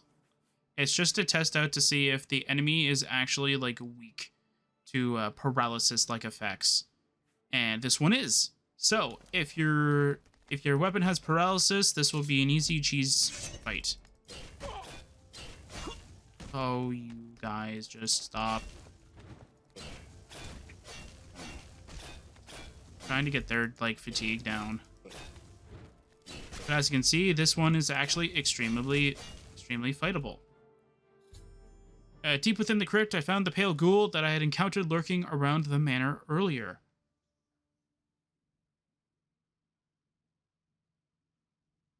Okay. I just wanted to make sure that I found the other clue. I know what it is. This creature bore a signet ring marked Gerard Arnskar, the original lord of Stalrous Manor. And the preserved woman in the glass case, could this be his wife? There is another key here. Hopefully, wherever this gets me will also take me to find some answers. So this will give you another clue of the Arnskar family, and this will give us a key. Now, I just don't really care about you guys anymore, so let me just go and... Oops. Not what I meant to do. Let's just go and deliver this to you. No. No. All right.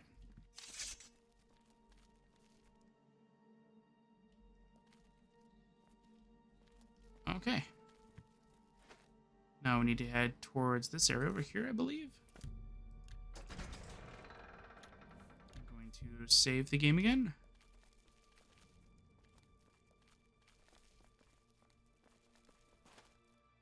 Down here, and we're going to head towards the Arnskar Barrow. Upon descending the staircase in the Arnskar family morning chamber, I've discovered another subterranean chamber of sorts. Ooh. Alright, it auto-saved. I'm going to save the game.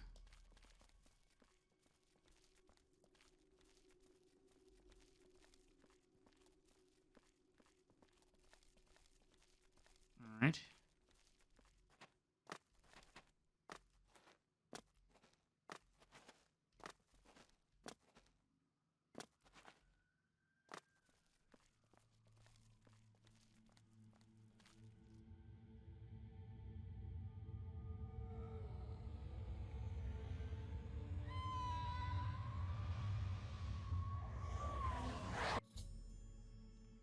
As I was descending further into the ruins beneath the Gerald Mountains, a gargantuan and ear-piercing wail bellowed out from the depths.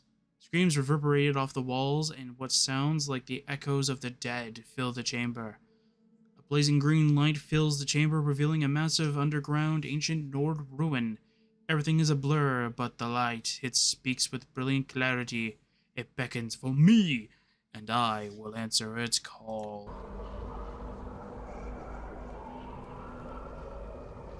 I think that's, okay, I think I know what that is. Alright.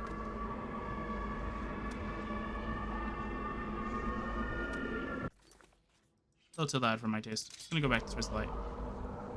Oh, who are you? Restless Draugr? Hey man, this isn't Skyrim. What are you doing here?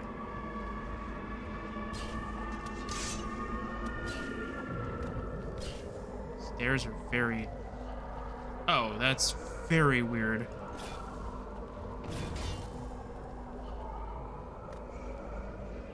These are very weird stairs.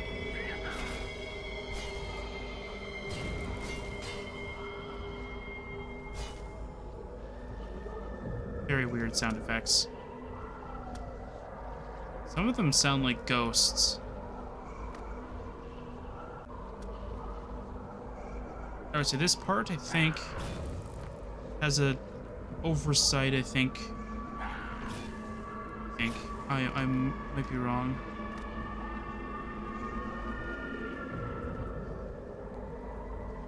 Actually, no, I might be wrong, actually. You have to head down here. Over here. Go across, or you can just drop down there. Once you go, you have to head over here. Go up this little ramp. And then you can fight these guys. second. Oh, weird. Oh, it's a Death Lord. Oh, good. Oops. I think the ground is just shaking my character, so it looks like I'm just a bit shaky. Yeah, look at that. A bit shaky here. But yeah, but I thought you had to like jump over here, and I thought there was a great oversight against like low-level characters. But no, you can still do it. It's just not very fast. It doesn't look like it's a reliable way. Oh, he fell. Ha ha ha ha ha.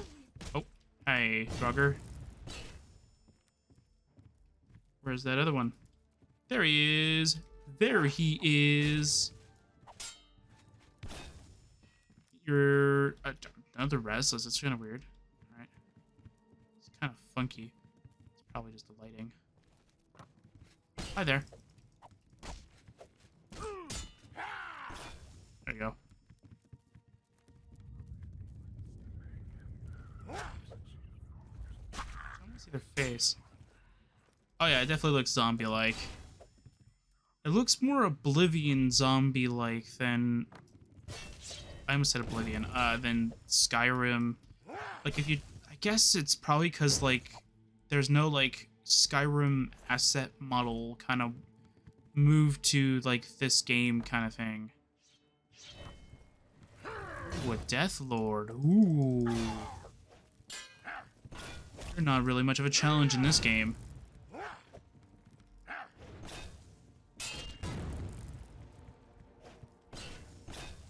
we go. Perfect. Alright, so where you want to go past here, of course. Because we're still in Chapter 8. Oh, no, now we've entered 9.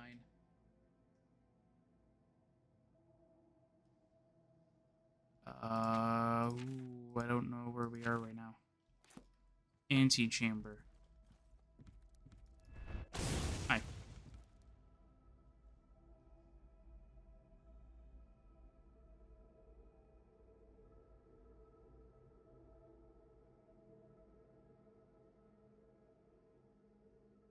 Okay, so no, okay. So we're still good.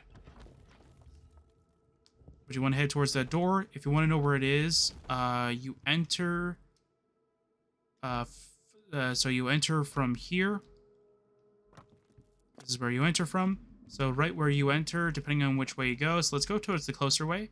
So you go over here, go head towards the center area. So you head towards this little throne here. Head diagonally from the throne, and you should find the doorway relatively simple. Or if you want, I'm just going to go toggle light bright so you can see exactly where we are. So here's the throne kind of thing. I guess head from this pillar and go straight diagonally, and you should reach it. Very nice. Alright. Gonna save it again. At some point, I'm going to crash because my console is way too big. Alright, so here is actually something very interesting that I want to mention as well. I'm going to mention as soon as we get there. So once you're here, it's going to autosave, and I definitely recommend saving as well. So once you enter it and you grab the key, the skylight closes and the ice begins to thaw rapidly.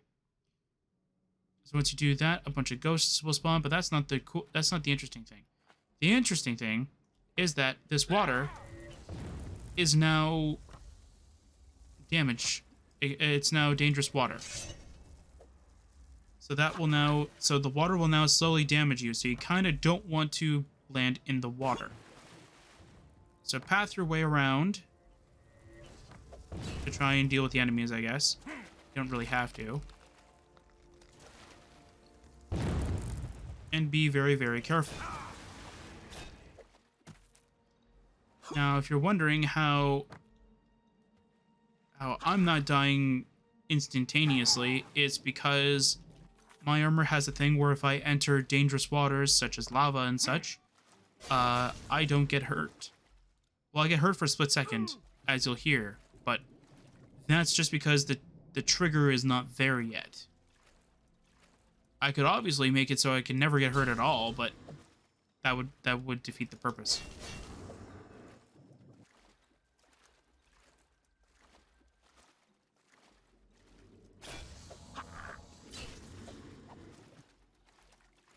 right, so I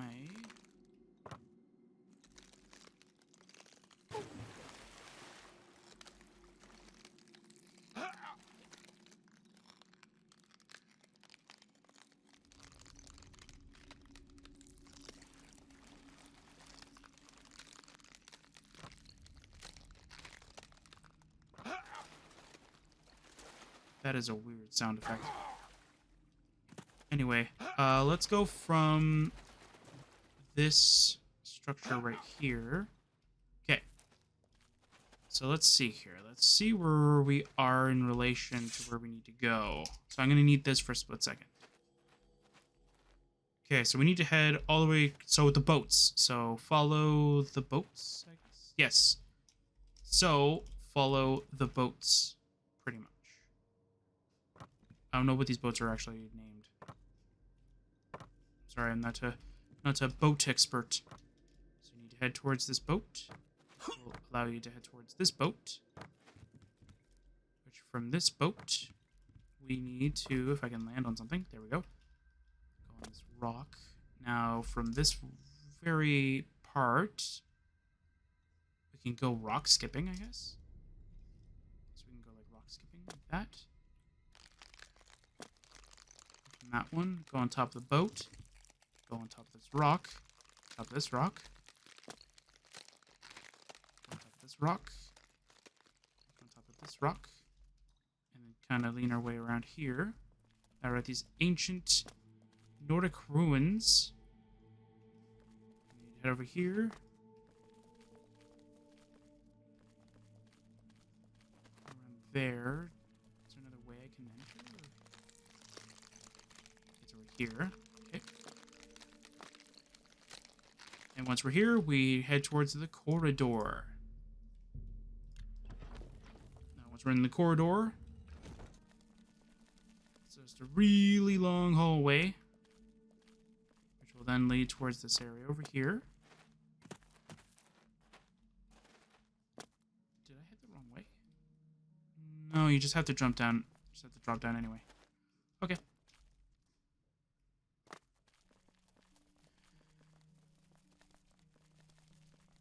All right.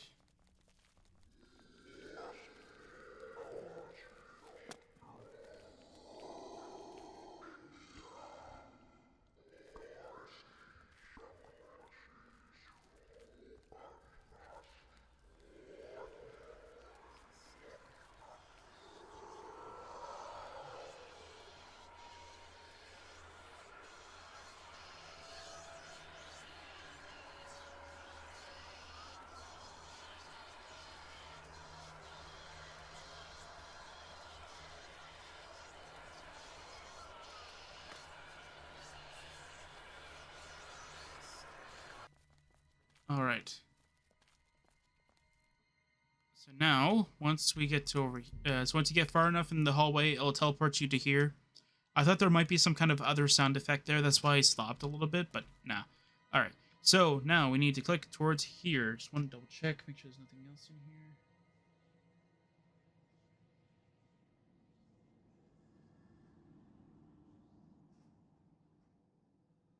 Yeah, no, it's not. Nothing here.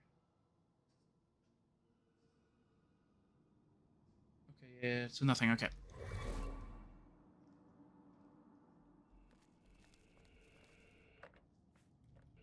Okay. Hello. Okay, so these ones will slowly start damaging you over time. So I want to be able to head around here. So you want to kind of avoid them as much as you can. Oh, wrong way.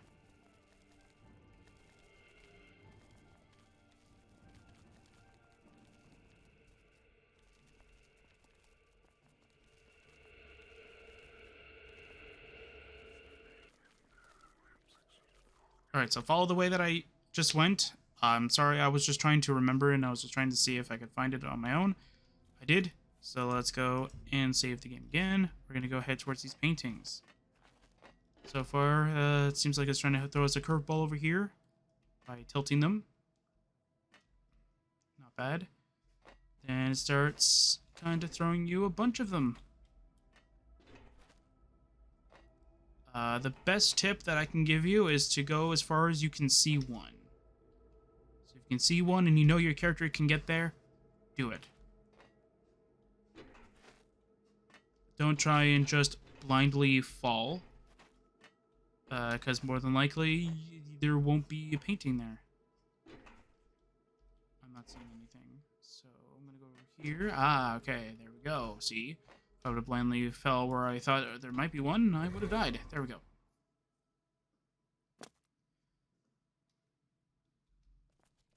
And apparently we went through a door. After stumbling through the lower vaults, I find myself in a moment of mental clarity as I regain full consciousness from the visions. I appear to be in another chamber of sorts, but this one feels different. It is inviting here. I can feel warmth. Okay, so this is the area that I was thinking of. So this is the area that where all of them are telling me where I need to go get that final, the final clues. Pretty much. Sorry. All right.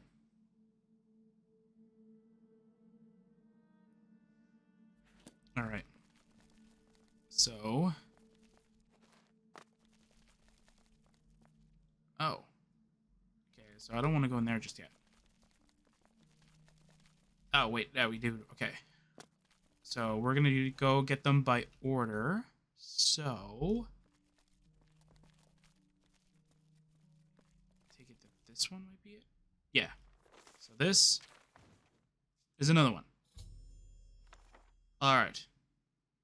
Take a look at this. I'm going to go look at it after. I'll go through all of them. Does it just give you like a complete order of it? Yes, it does. It gives you a report on it. Okay, good. So I'll read the quest pop up before the report, pretty much.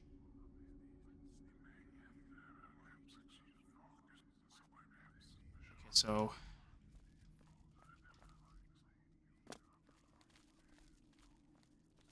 okay, so this one right here is the analysis of the pale entity. Okay.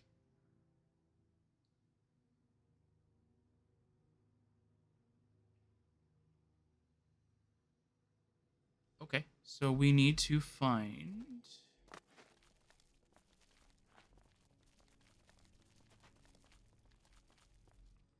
No, nothing up here? Okay, so it's probably one that's up here then. Correct.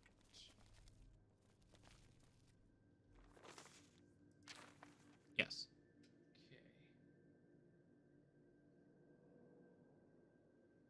Okay. Okay.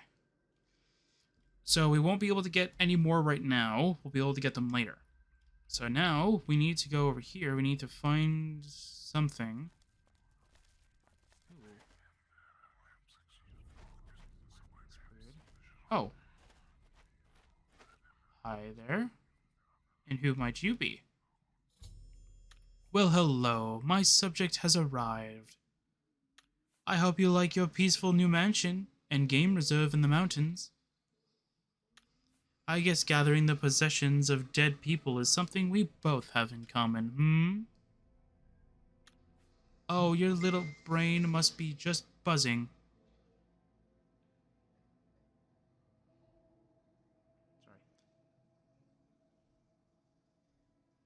Sorry about that. Oh, your little brain must be buzzing with questions, but you will just have to hold your thoughts a little longer. After all, my motives are far more pressing than yours. Come along now. Okay. The bed, it looks actually really nice. Although these little sigils here, kind of scare me a little. Oh. You?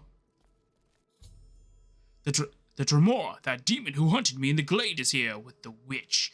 He's been passive even with my presence. Maybe he's a servant to the witch or of some kind. Or maybe she conjured him and he's bound to her service? Whatever the case, his grim fascination with corpses seems to remain strong as he skulks around to check various cadavers periodically. Ooh. Ouch. Alright, the other note right here. Alright. Begone, mortal. Did you want the note too? Begone, Craven. Not Craven. Faustus. Swift enough to not get his head lopped off. By my sickle. Not a bad for a mortal, but pesky like a fly in ointment. He is of little consequence. Mortal warriors are dull, burdened by sickening conscience. Okay. Marin Stagon. Do not speak my lord's name, dog. I have not set foot in the Deadlands for over 100 years. My peers do not share my affinity for the hunt, and I do not share their affinity for worship. I am an outcast amongst my people. The game that roam these hills are pitiful. They're nothing like the beasts that inhabit the wastelands of home. Okay, the hunt. Don't be so proud of yourself, dog. You were but a measly colt. Your survivability was luck. One arrow would have been enough to pierce that hide. If it wasn't for my master's summons, your eyes would have made a nice garnish to my red drink, and your skin would have sufficed as a lawn chair. Awfully mean of you that it's a lawn chair. Surely it could be a throne. I don't know. The witch. We will not speak of this thing. Alright, there you go. So he doesn't really have anything to say. I have one thing to say to you, though. Whoa, well, what? He is immune to my spells. Interesting. Are you immune to my spells? I'm not gonna do that. Alright, save. I must admit, I am not the least bit interested in your part in all of this. I was not the least bit interested in your part in all this. I had hardly believed you could make it as far as you have. That was until my assets saw it otherwise. Arnscar. Would it surprise you to know I felt a fleeting sense of pity for the old ghoul, Coastman? Oh, but his contribution to my ambition was very much worth it. Their whole family lineage is buried in this tomb, and with it, plenty of fuel. Fuel for what? The Draugr make excellent foot soldiers, don't you think? Oh. Okay, psychosis. Interesting. Huntsman. He's a loyal subject. I let him off his leash every now and then and allow him to freely hone his deathcraft. And make no mistake, if I wish it, he'll bury you alive 6 feet under in one of his homemade coffins. So try not to agitate him too much. Okay, psychosis. Yes, I've seen it many times over. It is an influence the orb has over people. What orb? And I'm certain the end goal is insanity, and by extension, death. Suicide, homicide, cannibalism, etc., etc. Luckily for you, you seem to have quite the steel trap up there in the old noggin. Thank you. Turns people into crazies and killers, and you get a fresh crop of souls to harvest. Oh. Once you snare the souls, well, that's when the creature I trapped inside starts to do its work. Oh, that creature is quite the web spinner, and a very crafty one at that, insatiable hunger and a yielding vanity. The creature wears many masks. The creature exposes its victims to a series of nightmares and promises them comfort. It's all a glorified tenderizing process. Helps the soul be devoured all the easier. Okay, which? It's Urivessa. And don't even entertain the thought of killing me. I am protected by many powerful wards, and my servant here will be less than willing to stand by. Oh, we'll just see about that. We'll just see about that. Your wards are truly strong. Yeah, okay. The asset. Ah, yes, the Orb of Exanimation. The only thing you need to know is that it has marked you and has grown quite fond. I've been tracking your progress closely through glimpses of my crystal ball. Great. You see, when you fell off the rail platform at the mining settlement, when that ghoul tackled you, you died. But I'm not dead. You can clearly see me now, so obviously I'm not dead. You plummeted into the depths and you were dead. The orb extended its power to you. To bring you back. Not as a zombie, no, but fully living. In doing so, it had to go dormant for a while, but of course, it mustered enough energy, and with a little jumpstart from yours truly, it reignited. The orb chose you. It saved you from the cold grasp of death. It saved your soul from the grip of that disheveled and vain creature inside. That is why you are standing here alive and very much intact. I need you to commune with it. It will accept you with open arms, I am sure. But beware, the creature inside will not be so kind. It will try to devour you. Oh no! Oh, this is quite the exciting experiment, isn't it? Let's see what happens when you interact with it. Okay. You're still protected by powerful wards. You two are protected by powerful wards. Very interesting. Okay, so it wants me to interact with it? Where is this orb? Where do I need to go? What? It wants me to go in there. Alright. Alright.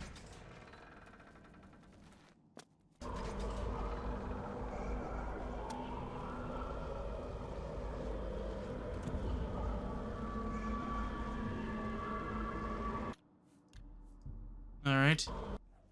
The Nine watch and guide us. Upon interacting with the orb of exanimation, your consciousness is pulled inside. You find yourself in a familiar place. Hey, this is where that pianist guy was.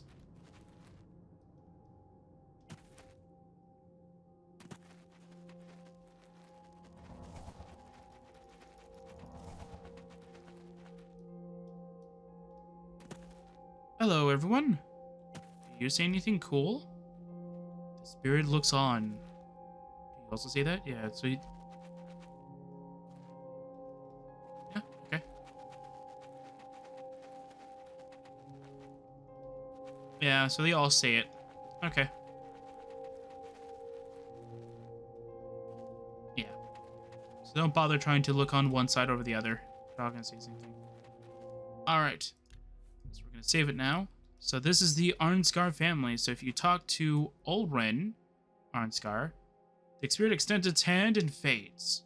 He gives three strong potions of strength, which, if you don't know what that does, it boosts your strength by a little bit.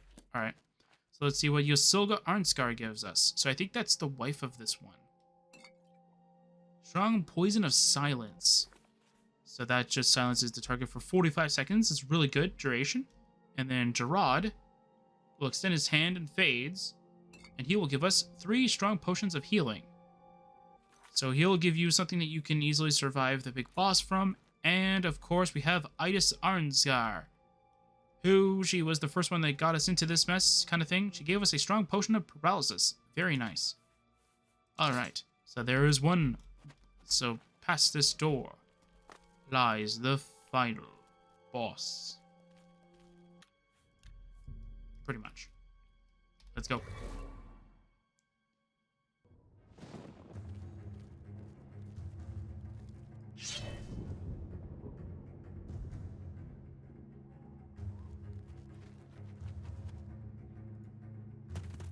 Wonder where it is.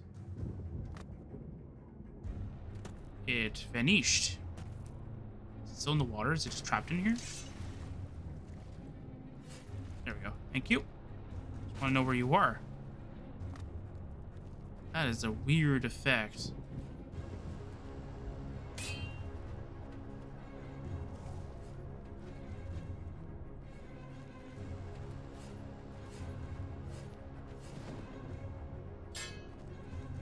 See its face here.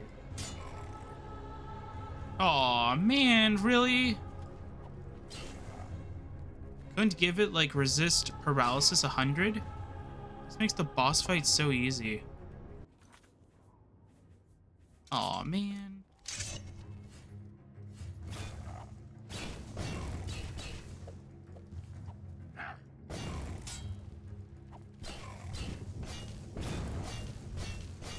Yeah, the only thing overpowered about my sword right now, the only reason why I'm chunking this thing so badly is because, like, the base damage is so high. Its enchantments are all, like, percentage based.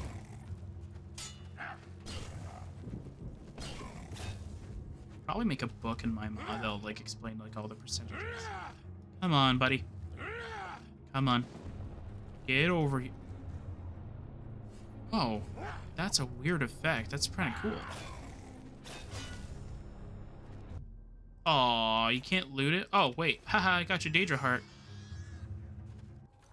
What is that thing? Does this one have?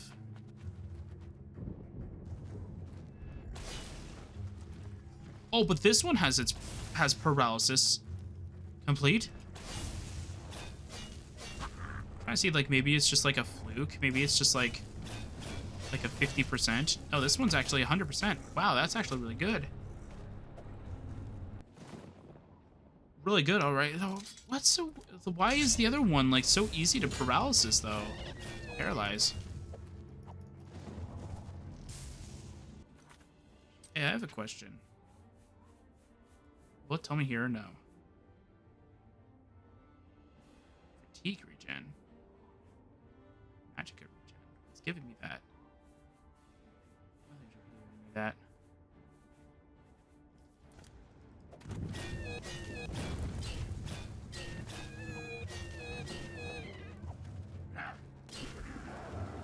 Go. Ooh, soul quench. Oh. There we go. I have destroyed the Ghost Eater, and my spirit has returned to my body in full. The pale dream world has collapsed along with the destruction of the creature that manifested it. The souls trapped inside the orb will no longer fall prey to the Ghost Eater's insatiable hunger. We've done it. Cool. Save the game. All right. The orb's grip has subsided. The harvest is ripe and ready for the reaping. Okay. Out of all the pawns of my chessboard, you have been the most valuable. Thank you. And to think that I didn't even have to manipulate you. You practically came to me. Are you an angel in disguise? No?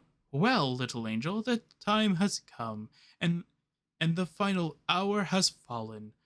My ascension can now be complete. The souls of every guardsman, hunter, servant, petty beast, goblin, ghouls even, every single member of that family all the way back to their Admoran roots. The culmination of hundreds of years of toil and biting finally led to this moment, and you get front row seats. Thank you, little angel. I can take it from here. Okay. I was gonna say, I think I'm stuck. Oh, the destruction of the Ghost Eater was just what Urvessa needed to siphon the accumulated soul energy out of the orb of exanimation. She has completed her journey, and the Shroud over County Bruma has reached its final culmination. Urvessa has ascended to immortality and assumed her transformation to lichdom. To lichdom? That's a cool model, though. I have to say, that's a cool model that is very, very suggestive. So we're just gonna...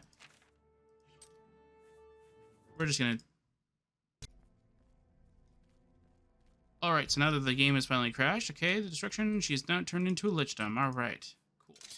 I meant to click Paralyzed Test.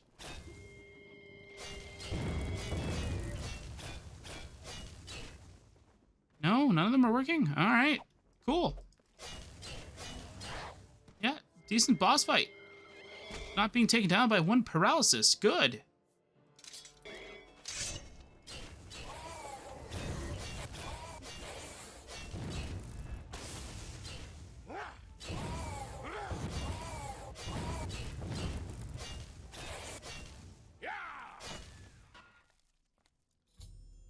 Urvessa lies vanquished as the undead, and pale glow fades from her eyes. The wards on her staff become undone. The orb lurches from the staff and returns to a fixed hovering position in the center of the chamber. You see what looks like an aura leaving her corpse and gently streaming into the orb. The orb sits dormant once again. As it turns out, Urvessa was just another pawn on a larger chessboard. Your mind returns to a clarity you haven't felt since you walked into that bedroom at the Gerald View Inn. You feel claustrophobic, even thinking about spending another moment underground. For now, you feel a desperation for fresh air. Alright, we're gonna grab the Staff of Examination. Oh, never mind. Apparently we cannot do that. But we will grab Urvessa's diary. Alright, we've finished all that, but we're still missing one.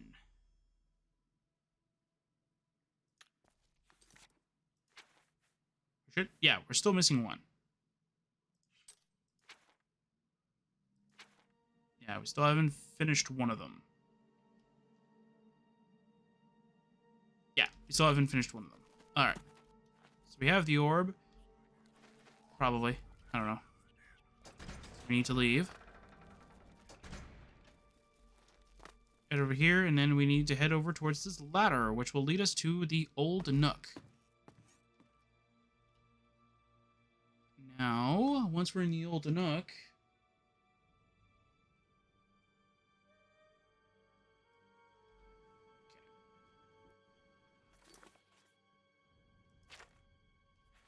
And I believe it's this one, right here. I found the clues. And if I remember correctly, that should be just about all of them. Let's see if that thing has anything. I don't think so. I think that's literally all of them. Let's see, is that all the clues? That is all the clues in this entire mod. As you feel around the edges of the painting, you find a small latch. Pulling it releases the painting from the wall, revealing a secret passage. And if you remember correctly, this was the opposite end of that. Anyway. Down to the basement.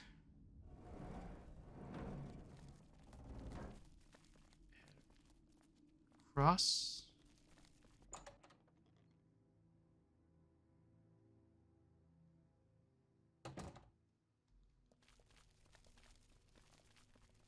Now we're going to head outside. Once we head outside, we're going to have the Bruma thing. Give me... Oh, we've been looking for you. Don't worry, Felonius told us everything. Oh, it's Bird! Now that we've located our VIP, it's time to get cracking. We've set up camp on your front lawn, so I hope you don't mind. We found the veil in the cabin, and we're gearing up to go into those mines. Sorry we weren't quicker. I'll look past your little detention break for now. Why don't you go get some rest? You look exhausted. Oh, and before I forget, guy named Faustus is here to see you. Alright. Take care. Cool. Just want to check one thing. Okay. Cool. Alright. Just wanted to check to make sure that we're still, I'm actually recording this. Another day. Alright, Faustus. It's you! You're alive! What happened down there? Did you find it? Did you find the anything? Is it over? The orb and the witch. So that's it. She's dead then. Good. We should go see about this orb. I've got an idea about how we might be rid of it. Alright. Take a break. My feet are killing me. Are you following me? Oh, you're following me. Okay.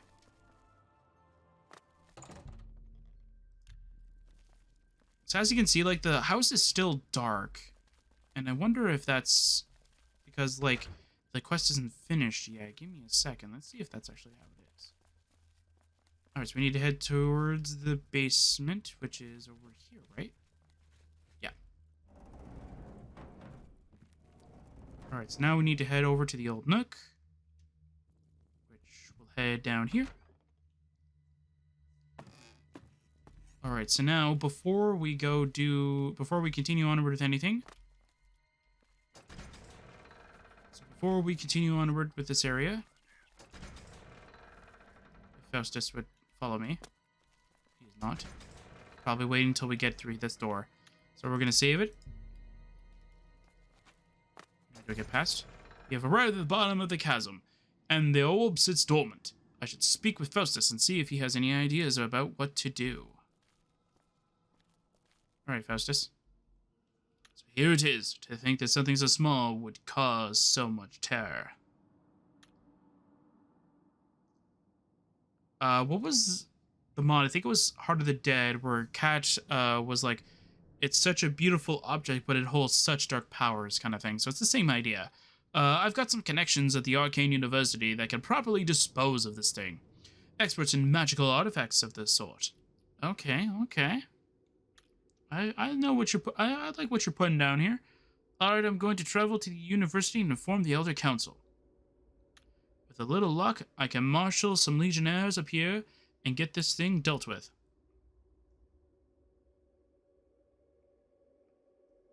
So you can make a choice. Either we're good, or we just give them it. It's finally over then. Here we go. Or you won't be taking it.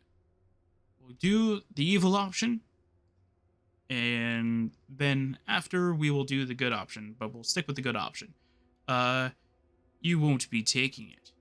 You bastard. I won't let you start this whole thing again. The artifact must be destroyed. So here it is. To think that something's supposed. Oh, I think he's supposed to start the conversation. No, you're not gonna start your. Interesting.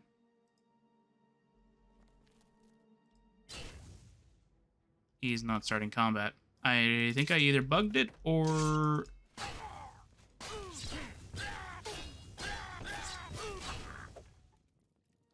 There we go. The orb has been dealt with. A new chapter dawns. I have slain Faustus. The Shroud over Stalrous Manor in County Burma will once again rise to prominence in the region, and the orb will now serve a new master. Me. Questline complete. Deactivating tutorial. Okay.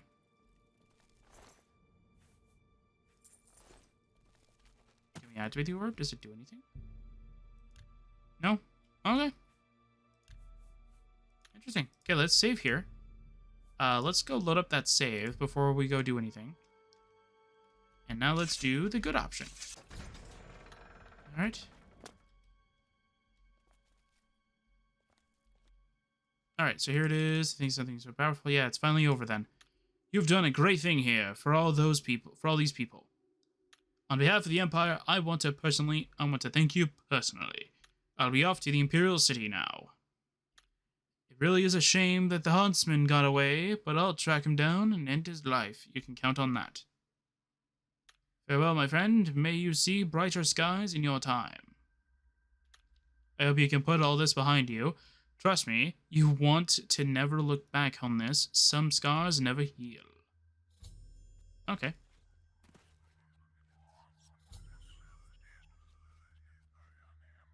I think what's supposed to happen is he's supposed to like walk up to it and then leave. He's supposed to walk up to it kind of thing, take it, and then leave. I'm at your service. A friend of mine is a member of the Legion. He said some Altmer no. Yeah, so he doesn't say anything. Okay. So that's it of the mod. There's not really much of custom items, which I'm kind. Oh, thank you for playing Shroud over Stalrous Manor. The quest ends here. I don't know if I will make an aftermath chapter, but for all intents and purposes, this is the conclusion for you. You can now turn in any clue bundles, reports you may have found during the quest line by visiting Felonius at the castle Bruma Barracks for a reward. ARCS, which is the short form of, or a shorthand of the creator of the mod. What do I think it is? Sorry, I can't really see it from down there. No. Okay. That was a skull, but it's not. Or it doesn't look like it. It looks like a ball of yarn kind of thing.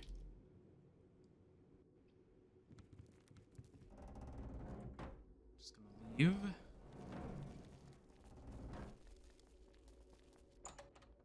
So we have to talk to Felonius to get a reward. So maybe we'll see. We'll see what he gives.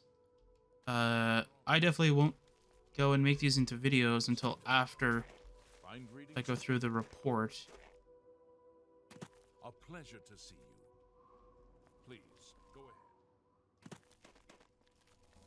I mean, I won't see what the rewards are right off the bat. Kind of just go to where he's located kind of thing. And then we'll go read all the reports. We'll read the quest, of course. We'll read the quest report about it first. And then we'll go and then we'll read the report afterward. So it's going to be a lot of menu cycling, but it should be fine. Shouldn't take that long. I don't know what you're talking about. Anyway.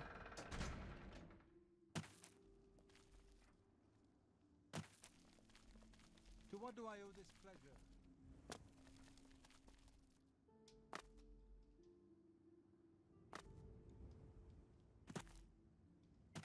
Hi.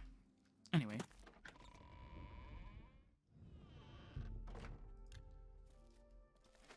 Hello, Garrick. Anyway. Is he actually here? I take it you want something. Okay, he is. Okay.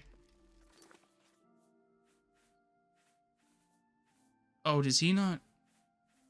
Oh, they don't take these. Oh, okay. Well, I'll read the reports.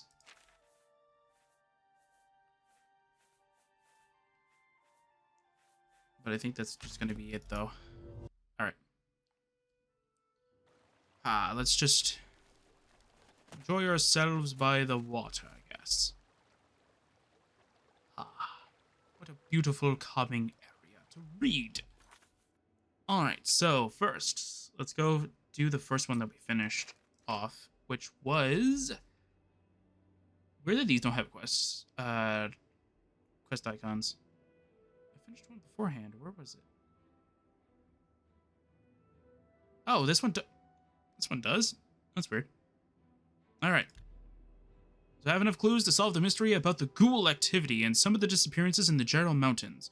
Ghouls are created when an individual indulges in cannibalism before they die. If they rise in undeath, they will come back as ghouls. I found many accounts of miners developing a taste for flesh and going feral. All the ghouls in these mines were once miners who perished. The bodies were never found because there were no bodies to find. All corpses either became ghoul food or got transformed in undeath. I bet that the same fate befell the search parties that descended into the mines to investigate after the events at the manor were discovered. Alright. Report on the ghouls.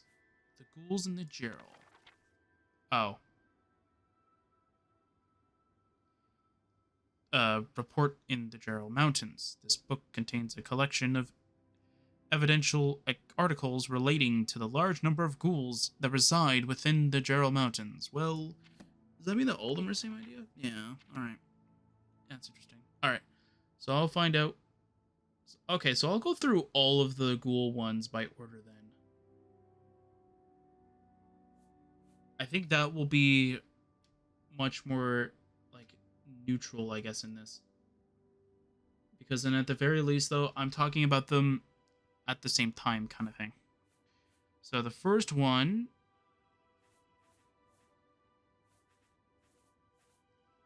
Oh, no, they're not here.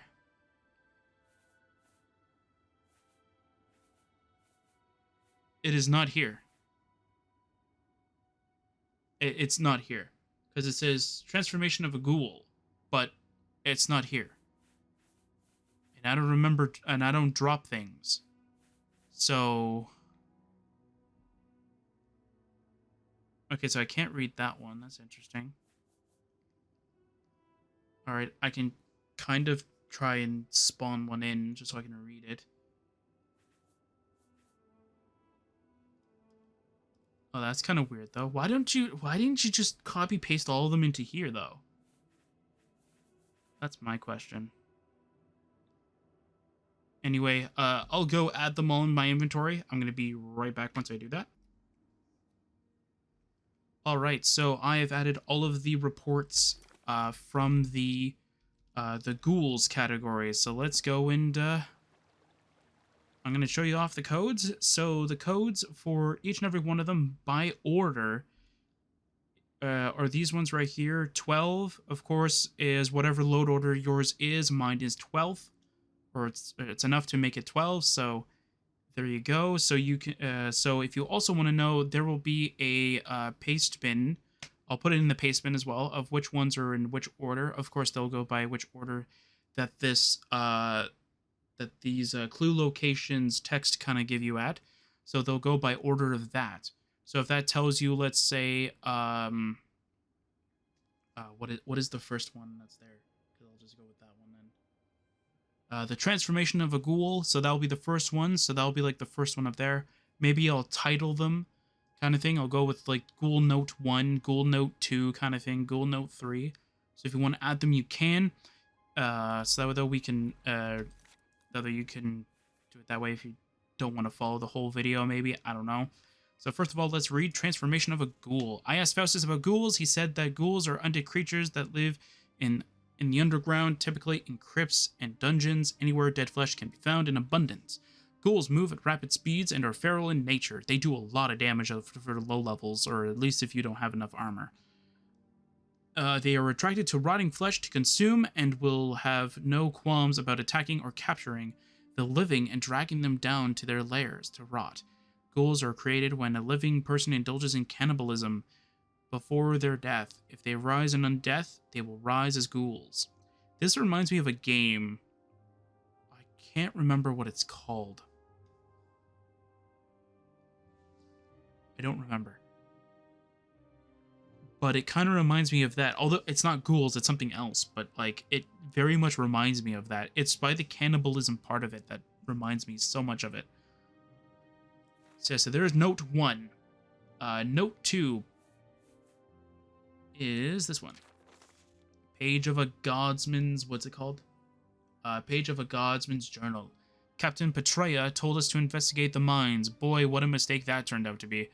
We found some miners down here, but none of them are even worth saving. It's a complete bloodbath, and they're tearing each other apart. They're absolutely lunatic. Just as we entered one of the lodging areas, one of the really feral ones leapt on Melvol and tried to claw out his eyes, so we had to dispatch the bastard. What's going on up here? First, the manor residents are gone without a trace, and now the miners are raising hell on one another. I want to turn around and go right back home, but the others say we've got a mission to complete. Mission be damned, I say. We're going to be stuck down here like everyone else, I think is what it meant to say. Hell, we might even disappear ourselves. As soon as this is over, I'm turning my sword in and getting the hell out of Bruma. I agree with you. I mean, if this would have happened to me in real life, I'd get the hell out of here. Next one is Crumpled Orders. No, wrong one. Bloody Parchment. Never mind.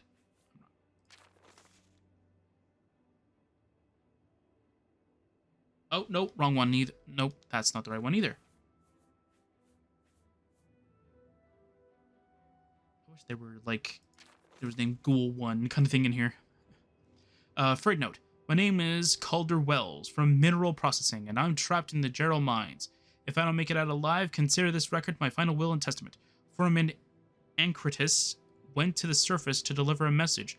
A lot of lift shafts were taken out of commission in the chaos, so I hope he makes it and gets word to the outside. We need reinforcements urgently. People are running around like animals, murdering each other. These deviants have a craving for flesh, and many corpses have been found half-eaten. I think it's been going on for a lot longer than the operations managers have let on.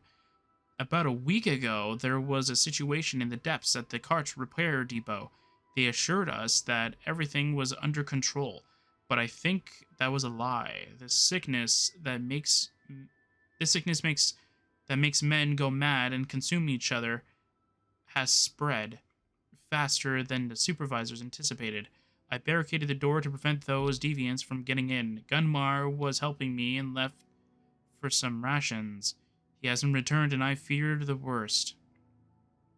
This is the end for me. It's been about 6 days, and I'm out of food and water.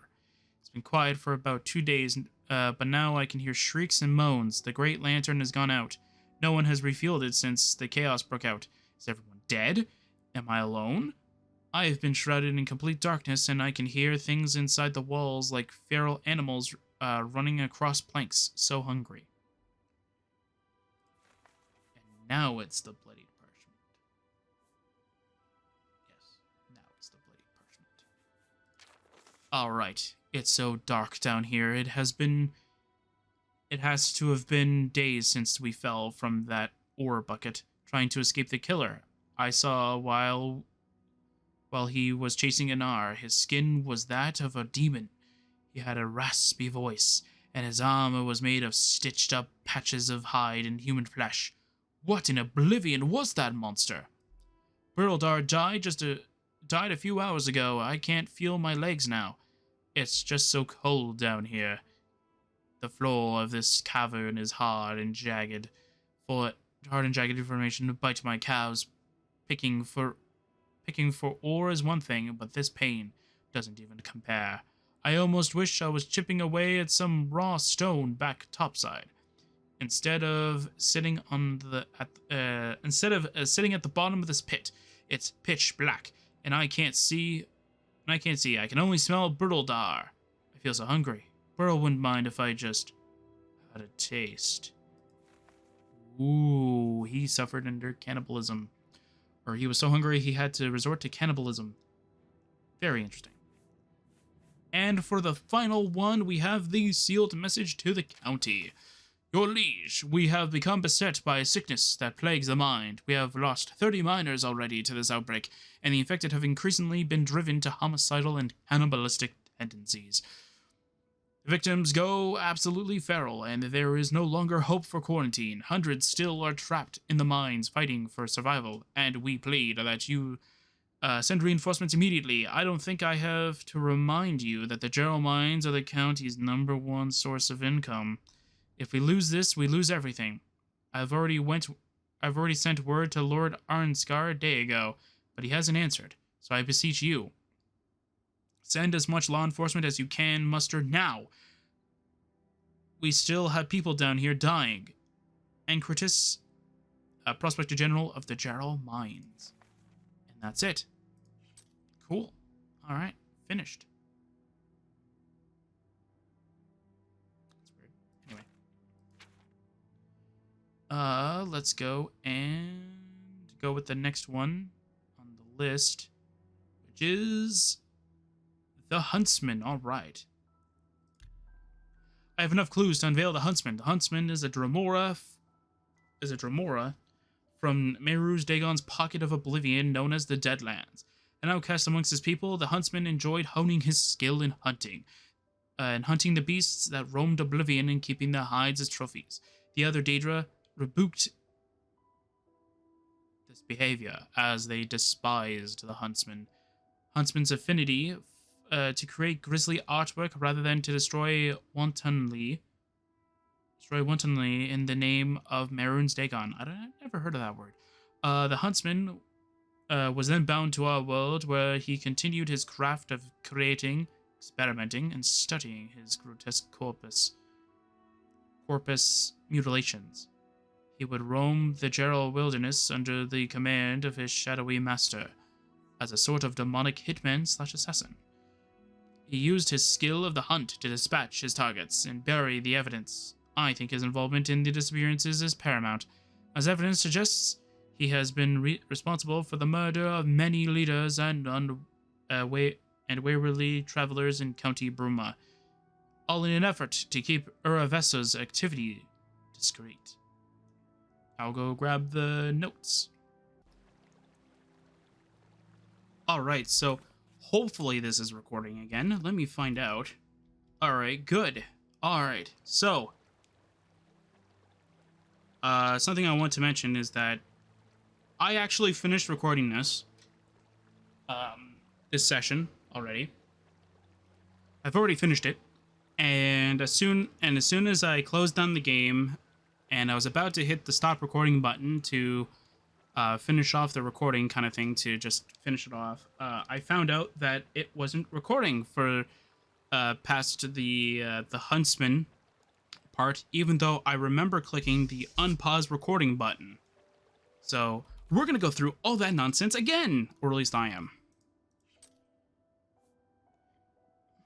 Anyway, so from what I found out last time is that I don't need to add any more items because they're already still in my inventory. It's just for some reason the ghouls one got removed. It's very weird. So I'm going to be a little bit tired because I've already read these.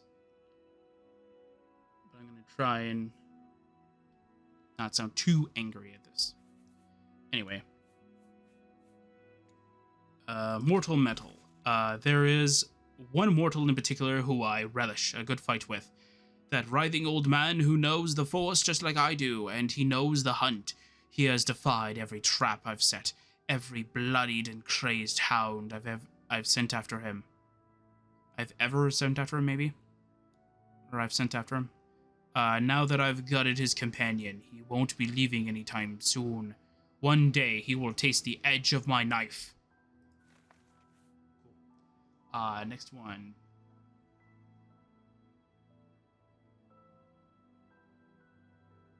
Fleshbound Journal. I dream of the burning waters of my homeland. I dream of the great beasts. How easily I felled them and how they looked. I've flayed on my wall. My kin rebuked me. Or rebucked me, maybe? I don't know. For creating beauty and not destroying it. But they are sheep, and sheep are always devoured by the wolves, as they say here in the mortal realm. This mortal world is so strange, but the chilling winds gnash at my skin. I must collect the hides of these groundling creatures they call beasts here. This vale is my sanctuary, my proving ground, but so far this arena hasn't challenged me. Every day I spend here proves to me how pathetic the inhabitants here are. If I wasn't bound here by that, which I would stake my claim here on this untamed frontier and find a foe worthy of my mettle. I have studied these mortal sentients, their innards, their weaknesses, their strengths and weaknesses. I have learned much. Uh-oh. And then the last one on this section is Memoir on Woodcraft. Okay. Coffins. Back in the Deadlands, coffins were made of rock and metal. Everything was made of rock and metal. But here on mortal soil, wood is in abundance. This alien material is strange to me. It's strong, strong when shaped and reinforced, but terribly weak at standing the test of time. Never have I seen a building material rot and decay with such speed. Fire seems to take a liking to the strange material. The lava flows the lava flows of my homeland would incinerate a pitiful mortal forest in mere hours. I've been on this plane for so long that I must be the best wood craftsman of my people. Creating things certainly takes less time with wood. What's funny is that you're probably just going to only end up making, like, coffins or something like that, or something really dumb. Or something really strange. Because, like, seriously, though, like, you say coffins here, so you're probably just going to end up only making wooden coffins or something like that. I've become adept at crafting wooden coffins. I've averaged the size down to a consistent coffin capable of fitting any corpse.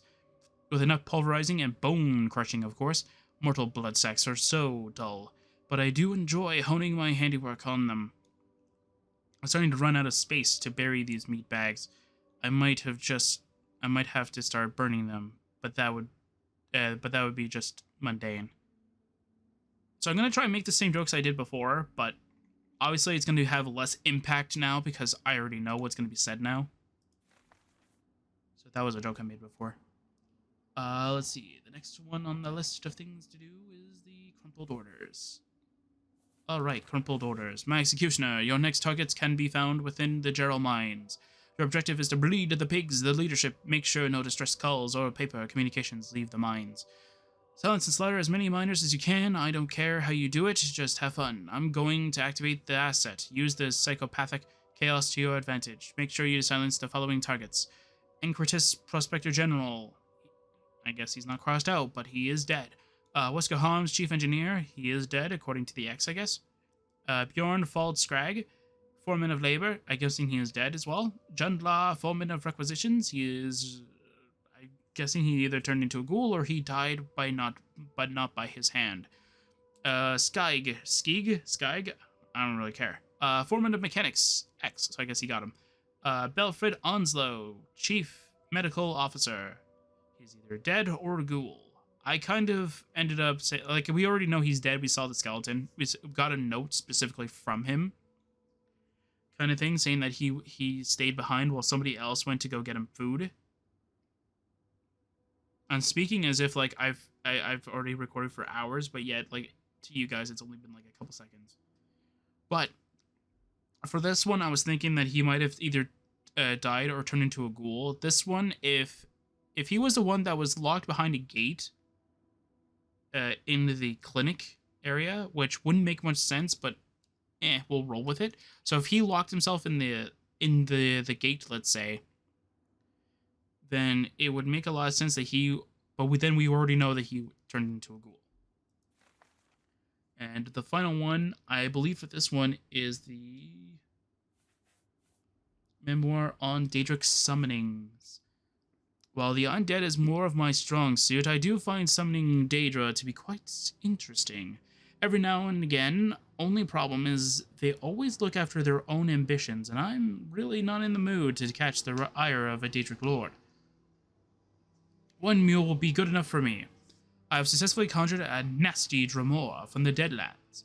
He is a hunter of great beasts, and an outcast amongst his people.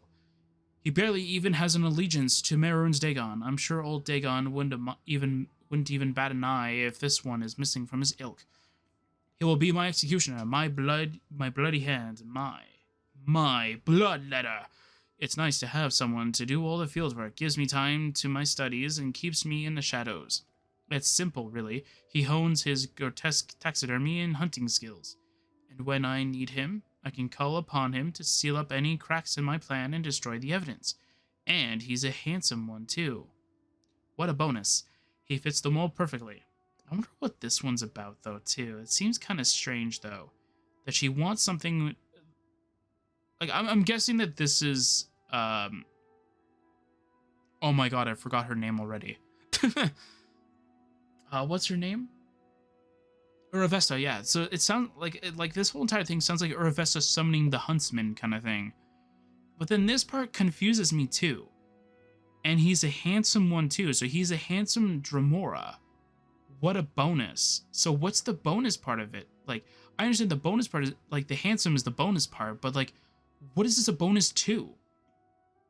Like, just because, like, you get to, like, you have to look at him kind of thing. So it's like, at least he's handsome. I don't understand this point. Anyway. So we're going to be doing the Underlying Darkness and Ghost Eater mystery. The interesting thing about this is that both of them share the same thing. So they both share the same, like, clues. So we're going to do them in order, but before I continue onward, let's see the report on the Huntsman. It contains a collection of evidential articles relating to the Huntsman. Cool. Let's go see the reports of the Ghost Eater and Uravesa and the Orb, I believe is the other one. So it contains a collection of evidential articles relating to the soul-devouring creature inside the Orb. Interesting that it says real-ting. Anyway. Contains a collection of evidential articles. This book contains a collection of evidential articles relating to Uravesa and the Orb under the Arnscar family Barrow. Alright, so we're going to go read these together because, again, they are both a part of the same thing, which is weird. I have enough clues to unveil the Ghost Eater. The Ghost Eater, or Pale Entity, as Uravesa refers to it, is a mysterious monster with supernatural abilities and an insatiable hunger for souls. The creature was bound to the Orb of Exanimation and trapped inside. although it's unknown whether or not it ever truly wanted to leave with the large stream of souls it had been fed. The creature projects its realities or dream worlds into its victims' minds through psychotic projections. See, I'm not going to go too far with this because I've already made my ramblings kind of thing of this. But is psychotic in this, like in this sense, actually, like, does it actually make sense in this case? I think that psychological makes more sense. So let me reread the sentence. Instead of saying psychotic, I'll say psychological. The creature projects its realities or dream worlds into its victims' minds through psychological projections of terrible things happening. It makes more sense than saying through psychotic projections, because it doesn't make much sense. If it says through delusions only, through delusions of terrible things happening, maybe, but psychotic projections don't really make much sense to me. If a victim dies within the orb's radius, then the Ghost Eater can snare the soul. Once a soul, the Ghost Eater tenderizes its victims by tormenting them or luring them into a false sense of security, offering promises of eternal rest in afterlife. So, okay, the thing that's confusing me is once a soul, and then the Ghost Eater. I understand you put the comma here to separate the soul and the Ghost Eater, but the problem is that even if you were to make this into a run-on sentence, it doesn't make sense. Like, once a soul, the Ghost Eater tenderizes its victim. See, that doesn't make any sense.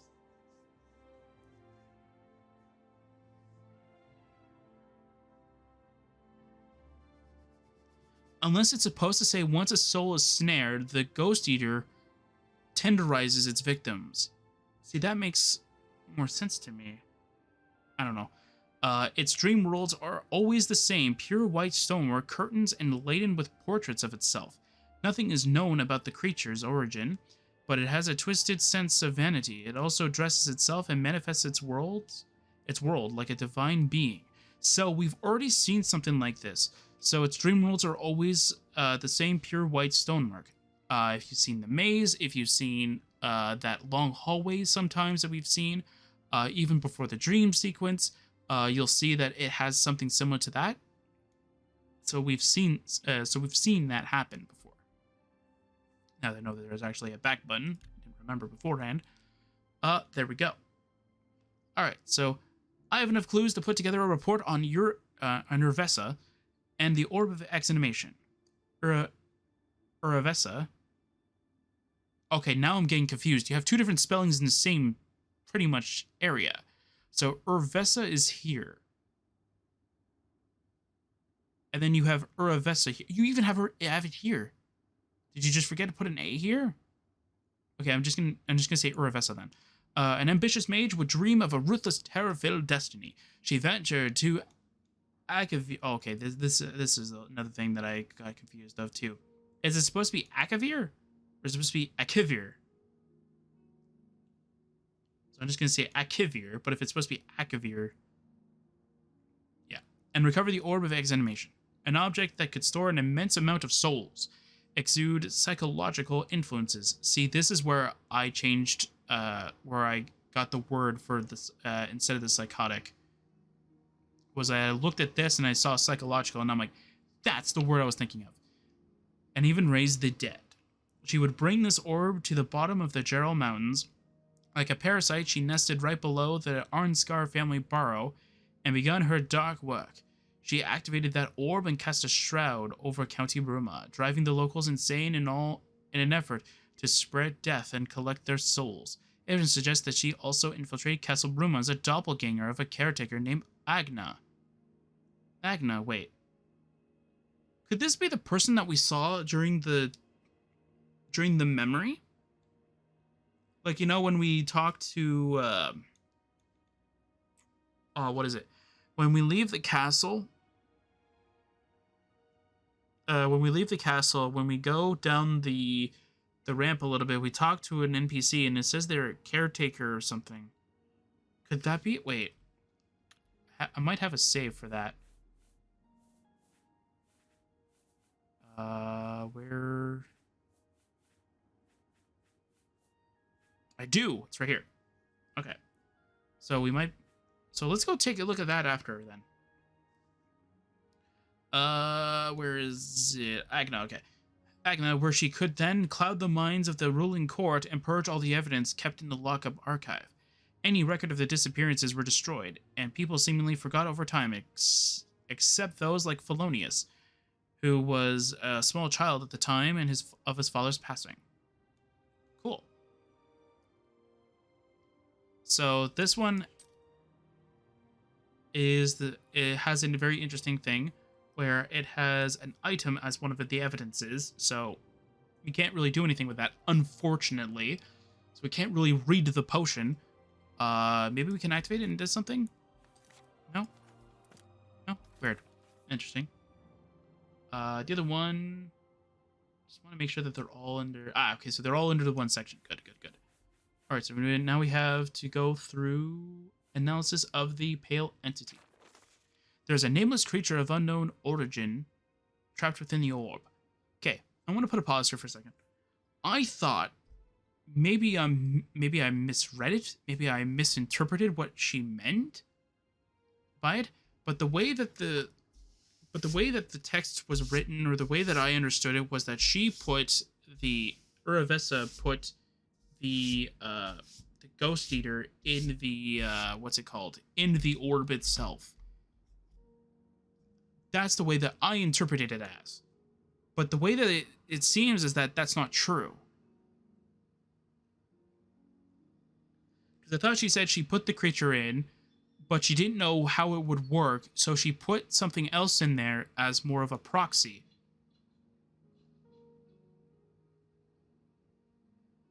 And and then she was able to identify what was going on or something like that. Back to the analysis. Through my studies, I've determined that it was not spawned by the orb, but rather was trapped inside at some point. It is a tormented creature that manifests vanity, and has an insatiable eternal hunger for souls. I hatched a plan to study this creature by inserting a captured soul of my own into the orb. I link myself to this soul, and use it as a sort of proxy as it traverses the realm of the pale entity. After 50 or so trials, I've seen many fascinating trends, some notable observations. Number 1, the entity will always manifest its world with the color white involved. This is applied to all manner of things, especially portraits, stonework, hallways, and curtains, just to name a few. Number 2, the entity has an obsession with hanging portraits all around its reality. I have come to believe that these portraits depict the entity itself. The portraits display a feeling of dominion, but the creature wants you to believe that it is a sign of security, or it could just be a reminder to all interlopers to obey or be consumed. It's not clear to me that the creature has a form either, but it chooses to depict itself in a full suit of white armor, face obscured, with 2 swords in its possession, one with a blue hilt and one with a reddish-pink hilt. I actually did notice this during our boss fight, where one of the, don't know if it's timed, maybe, like if it has like half of its HP, it changes weapons, maybe. But at some point, I noticed the hilt of the sword while we were fighting it, and I did notice that it had like a reddish, a reddish glow. It kind of reminds me of, if you've actually ever got these weapons in Oblivion, then you'll know what I'm talking about. But if you've ever actually seen a fine steel weapon, it kind of reminded me of that kind of hilt. Number 3. The other souls that go here are either writhing in torment, pasteurized, or eager. Every soul that goes here is fed a slightly different narrative by the visions inflicted upon it.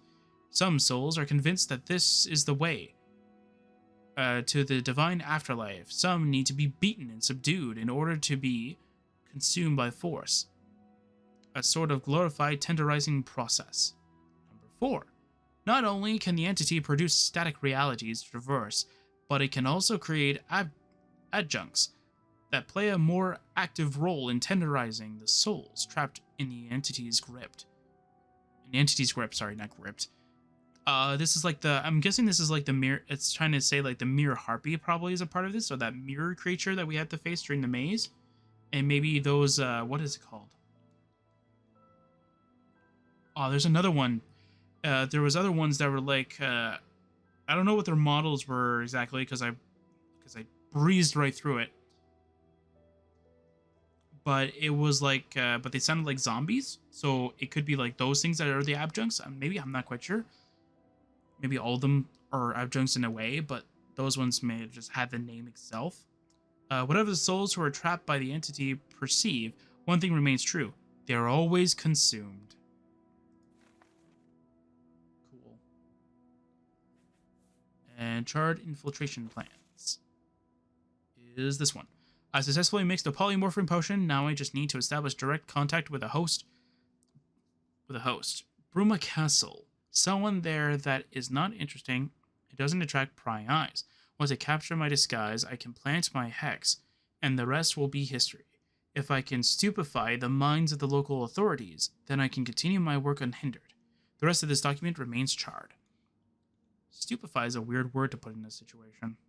I don't know. Anyway. Orb of Exanimation.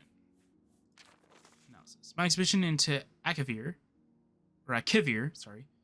was perilous, but well rewarding. Sorry, I'm so used to saying Akavir that as soon as I see an I there, I still want to say Akavir, but it's Akavir.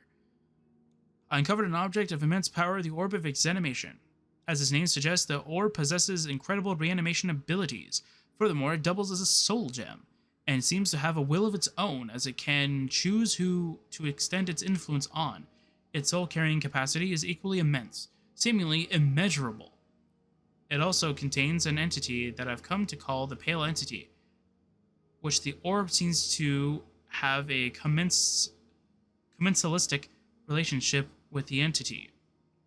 As I cannot determine if the entity is truly trapped or has any desire of leaving, I suppose if its hunger can't be sated, then it will become restless. It is the perfect instrument for my future ascension and domination. I'm sorry if you heard that from... I'm sorry if a loud background noise happened. My apologies. Anyway. Oh, this is such a cool journal. Or diary, sorry. Wonderful. I can't read it. Oh. Dearest diary, it is my destiny to become a powerful warlock. I will dominate the coldness of the world and banish cruelty forever. The starving girl you sought to destroy has been reborn from the ashes, and she will take her throne. Her accord will be legendary. I will spit in the eye of the world, and I will ascend past it. I hold onto these words, for they are some of my first written. The plan is set. My life's work come to fruition. I have finally located the Orb of Exanimation, and it comes with a surprise captive. That should pack an interesting sting. Now I must find my hub of operation, somewhere with a fresh crop of tentable souls. That somewhere obscure that I can bide my time. The end goal is in sight now. And it seems I've been blessed with the perfect final piece to this puzzle. A brave little interloper has successfully survived many trials, and something oh so interesting happened. When they fell from that trestle bridge, they died. But the orb breathed life into them. Not as shambling undead, no, but as a living once again. Such a strange phenomenon has left me astounded. It sapped the orb's power, almost to dormancy. I'm going to need to cook up something quick to resuscitate it.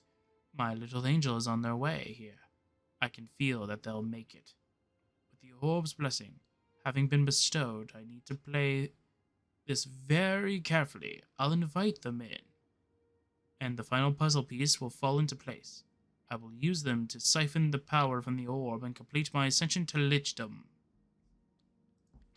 And that's it for those ones. Alright, so the final one, the Arnscar family. This book contains a collection of evidential articles relating to the disappearance and involvement of the Arnscar family, is the events that took place 100 years ago.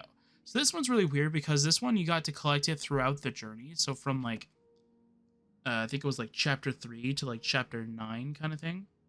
Technically at the end of chapter 9. So yeah, this one's a bit weird. Anyway, Let's go and collect. Let's go see what we got. So, dusty scrap of paper. Those beasts attacked us and we're now separated. Ulrin is still in that house somewhere, and mother and father have fled somewhere gods only know. I got diverged out the front door, and as soon as I stepped out, I was chased into the forest by a crazed man. I seem to have lost him. I stumbled across the entrance to my father's mine. Hopefully someone inside can help me. I can hear screams echoing here too. What is going on? Everyone seems so crazy. A few of those lunatics chased me through a narrow corridor across some tracks, and now I find myself at a dead end. The only way left to go is to try and balance myself across the rail trellis. God save me.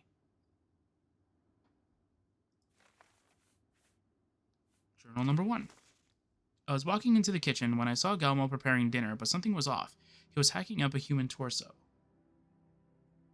I lunged at him and pulled the cleaver from his hand, and then looked over to the cutting board, only to find... Wait. Oh no, I'm reading the wrong one in order. Although I think that this one is in order of the events.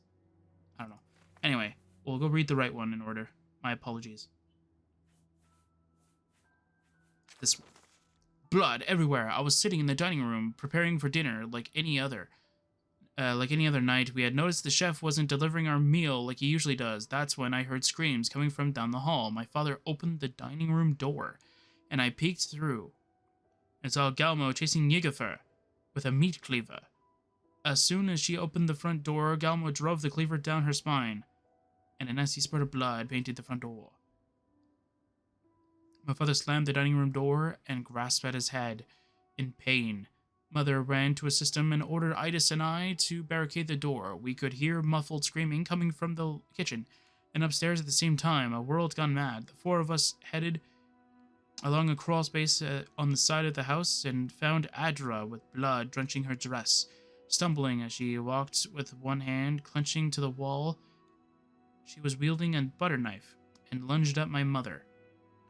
With feral rage, my father intervened, and in the chaos, he ordered my sister and I to run. We became separated.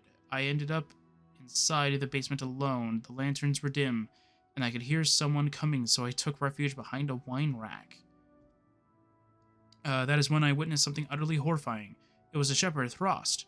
He was dragging the mutilated corpse of Unduth, that pitiful pianist. Throst took a paring knife and dragged across Unduth's stomach, releasing all of his entrails. Throst began to taste them. Oh, I could not bear to look any longer, but I could still hear the squelching and the gnashing. I wish my ears had been taken away from me. I trembled, and all I could think of was my yearning for the end to be swift. I saw Throst toss the unrecognizable bag of flesh down the well and jump in after it. But that wasn't the end, no, far, far, far from it.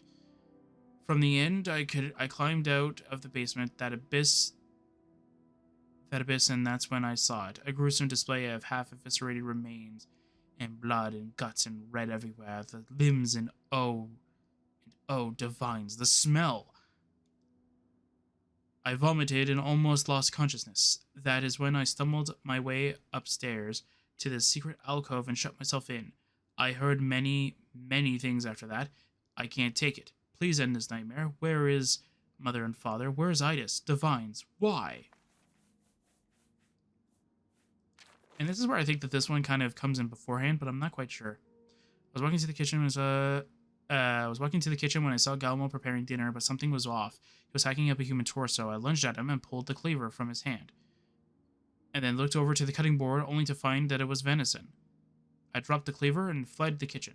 What is happening to me? Agna, one of the caretakers from Bruma Castle, showed up at our front door. She said she had to drop off a new linen that Ysulga ordered for the dining room table. I let her in, and that's where she went. I spoke to Ysulga, and she said she never ordered a new tablecloth. I went into the dining room, and Agna was nowhere to be seen, and there wasn't a tablecloth. So I wonder if that's definitely Urivessa, But because we know that there is an entrance to her little alcove over in that area, I wonder if that's where she was just heading back there, kind of thing.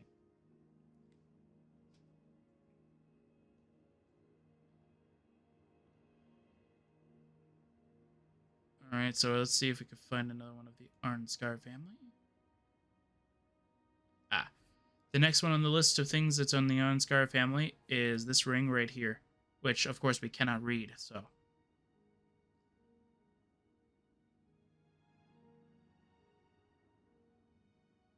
Was it actually like 3 books?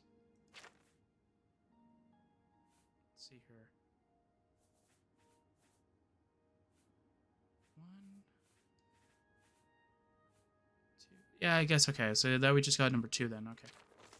I've been experiencing some strange things here on the estate. I've decided to record them in this journal to clear my mind and try to make sense of all this. Today I was reading in the library, and all of a sudden I experienced an ear-piercing hum. The hum lasted for several minutes and left me in a headache. It was a horrendous sharp but low tone. I asked some of the servants about it, and they looked at me puzzled. I asked Jatina, but she didn't hear it. A few days had passed, and something else has happened. I was in the basement to get a bottle of my favorite wine when I heard Aldrin call out from the other side of the room. When I went to answer the call, to my surprise, nobody was there. In fact, Aldrin and Jatina went into Bruma today to pick up some bread and sundries. What is happening? I feel like I'm going insane. I see so many horrific images, and I can't get them out of my mind. If I lose my sanity, you all to know that I love you very, very much. You are the greatest family I could ask for. And that is it for all of them. Now, this is where I would kind of teleport out, but I think... Oh, no, wait, yeah, okay. Never mind. Always a pleasure. You're back. How did it go? Explain. She was all the way at the bottom? A mage? My friend, your story is legendary. What's more is, I think the others around here are starting to believe me. Thank you for shedding light on my father's disappearance. I felt like a crazy man for so long, my words falling on deaf ears. But someone has finally ended the shadow that has plagued the county. Thank you, I will spread your story to everyone. I am also to announce that I've convinced the Countess and the Captain to allow me to upkeep the evidence archive.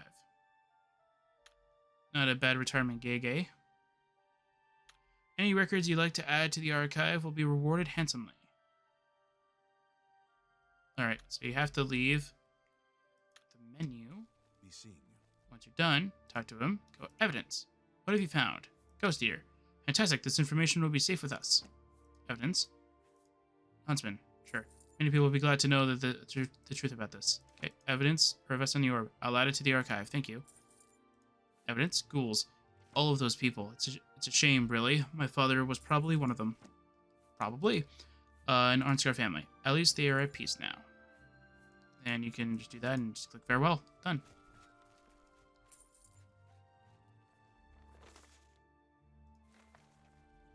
Okay. Alright, so let's go leave. Greetings to you. Let's go see if I'm actually correct on that, though. That the person that we see in that dream is actually Agna, or whatever her name is. Is this supposed to be Agna? Yeah, I think it's Agna. Let's go load up the save. Let's go see if it's Agna. I'm gonna go do this, just so that we don't get anything wrong with our character. Alright, perfect. Yes, blah, blah, blah, blah. We've already done this. Just want to make sure that nothing bad saboteur. Aw, man, still our speed is broken? That's weird. Shouldn't do that. We have to leave. And by leaving, we will find you. Are you Agna? Sorry, dear. No time to chat. I'm off to do some cleaning in the Lord's Manor. It is Agna! Yes! The guardsmen seem mighty busy today. Keep up the good work. Okay. So let's see where she goes. Give me a second. I do have this. Let's see if we can... Oh. Oh. Oh, that is interesting. Okay, give me a second. Oops, not set. Ooh, that is interesting. Okay, so they are considered a ghost. If you don't know what that means that only traps can actually hurt them. No physical damage can actually hurt them. No spells. Although I found that it was kind of weird though that that I think something was able to hit me with a spell, which shouldn't happen. Oh, okay. So yeah, so that was Agna. So that could either be the normal one or what I believe is Uravessa going to destroy the records while we're trying to figure out what's going on in Stalrous Manor. So while we're a chicken with its head cut off going to the manor to find out what's going on over there, Uravessa is like, I'm just gonna sneak in like the caretaker and go burn up all the records, and then nobody's gonna bat an eye. They're gonna be like, oh well, nothing we can do about this.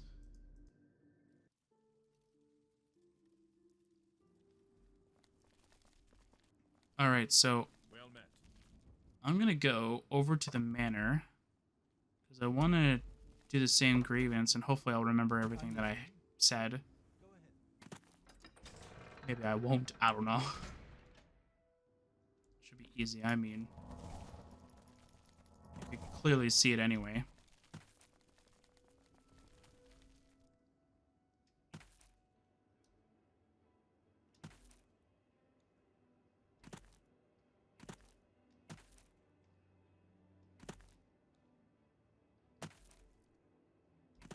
So yeah, so I'm just gonna go run over here real quick.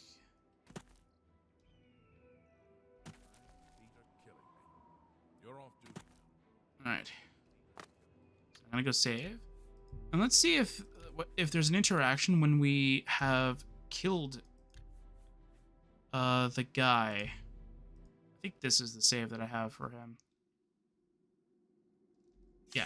So what if we kill him, but then go back and say, oh yeah, we did something good. Okay, wait, but the quest ends here. I don't know if I'll make an aftermath chapter. Yeah. Okay, I wanted to get that one refreshed too. Weird that there's whispers. But, makes sense. So I want to see if something happens when we,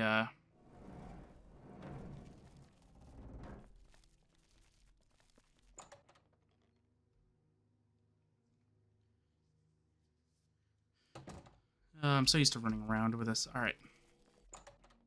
Just keep holding down shift. Just so used to it. All right. I'm just going to use quick in flight. I'm not even going to bother anything else.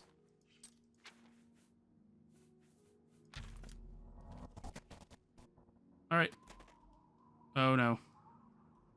We have gone up. All right, I'll just go above the door. Hello, Bruma.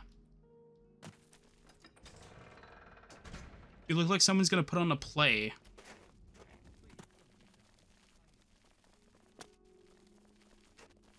I like the little like reverb that it has. It's just such an interesting thing.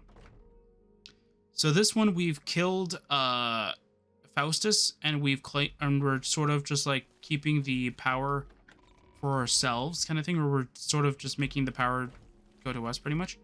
You're back. How did it go? Explain. She was all the way at the bottom.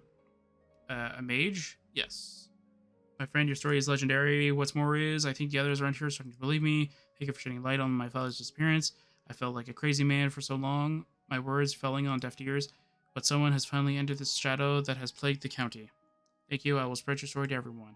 Also to announce that I've convinced to evidence archives, such a thing, any records. So, Good day. he doesn't care about the orb thing, which is interesting. He doesn't have dialogue about it, like, you did what?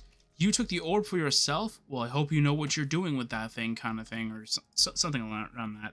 That's kind of interesting. Anyway, let's load up the save. Hopefully I'll remember my grievance about everything. Which, as I said, should be easy. I'm going to make sure that I do not turn on my orb so we can see exactly what I'm talking about. Alright, so this is your house. You finished the quest. You did everything possible. You got all the clues. All the clues. And you have no more quests available for this exact reason. So you have no more quests from this mod. You finished all 9 chapters. You finished the epilogue, blah, blah, blah, blah, the end. Your house is still pitch dark, as if nothing has been achieved. But yet, if I toggle light bright for a split second, you will notice that there are these little things over here, which, if you go to different areas in the actual base game, these actually do light up. There's actually lights. Now, for some odd reason, the mod creator didn't make lights in this mod, which I would definitely have to say, though, that if I were to have made this... so my report, I don't know if I want to put... Or my mod review, or my... Not mod review, my mod playthrough sort of way of putting this is that I don't know if I want to put the Manor as one of the rewards. Because it doesn't feel like a reward. It feels like... It feels like something that just got... Like, I mean, this makes sense. It's a strange candle that's supposed to do that, but you definitely could have made it into a light object. We could have, like, merged the two together kind of thing. But anyway, yeah, like, everything in here, you'll notice, though, that there's these little lights, and even here has, like, a chandelier kind of thing. Ooh, that's a bit weird with toggle light bright. But then again, this command always has weird things happening to it. You have a chandelier as well in here. Like, you have these light fixtures that are here, but yet nothing, like, and there's nothing wrong with that you have light fixtures that aren't on. Look at the Dungeons of Ivillon. It has light fixtures that aren't on, but you can turn them on by using a torch. You could do the same thing here, where you progress further and further by clicking, like, on these lights, and they create light. Like, that would be an amazing mechanic for this, just to kind of keep this area a little bright, and then if you want, control the lighting, so though it's not obscuring anything, because look, oh my god, this is my bedroom, man. I can totally see where my bed is, kind of thing, from all the way at the door. I think I'm at the door. Am I at the door? Wait. Okay. Oh, right, yeah, I could totally see my bed from the door right now. Let me just go walk a little bit. Oh, look, I have to be about right here. Pretty much like halfway from the door frame to the door in order to see that there's a bed there. I guess you could kind of see the bathroom. I mean, like, what's there that's creating that glistening effect? The jewels. Of course the jewels are making that kind of glowy effect. And I understand having, like, an effect like this throughout the mod kind of thing. Like, ooh, during the mod, you have to, like, do this. But then, like, at certain stages, kind of slowly put in lights. So that way, though, like, we're not using a torch. We're not using... Because it kind of defeats the purpose of, like, having a house. Especially at the end. Like, if you've finished this entire thing, you're done it. There's no more left to do. Like, put lights in here. Like, even in here, it doesn't look like there's anything else. Like, I'm not counting this area. It's a crawl space. It makes sense that there's not lights in here, because, no, it's... I mean, you could. You could put lights in here. I could definitely see you putting lights in here.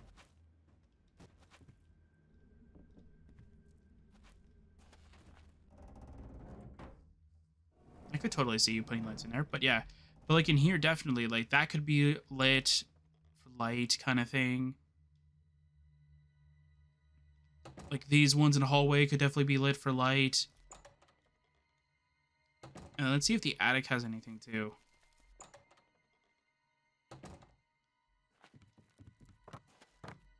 Yeah, it's got a chandelier over here. It's got a piano. I guess this is where the pianist was. Kind of weird the piano's up here, though. And again, there's another one over here, too. So I kind of don't know what I want to do specifically for, like, to write on the report, like, what you get a hold of. Because, again, the manor doesn't feel worth it. Like, it looks good. Don't get me wrong. It looks wonderful. It looks beautiful. Like, look at it. It looks like a really nice... It looks like a really nice manor that I would definitely love to live in Oblivion, but, like... But then there becomes, like, an extra thing that I have to mention, though, is that, like, why is there no lights enabled inside the manor itself? Let's go take a look at the mill. Let's see if the mill has any light sources that we can use. It probably does, more than likely. Oh, look, a light source that we could probably light. What? I can't collide with it. That's weird. I can't collide with it. Yeah, weird. Yeah, like, look at that. Like, we could definitely put lights in here. The only thing is that this area looks so cramped. Yeah, like, look, we could definitely have put so many lights in here. That looks like a door. Maybe it's like a window?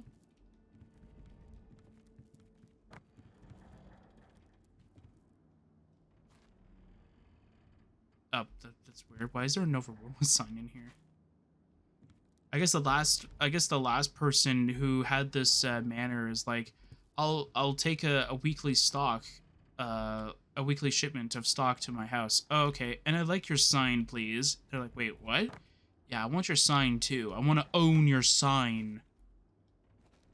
What a weird thing.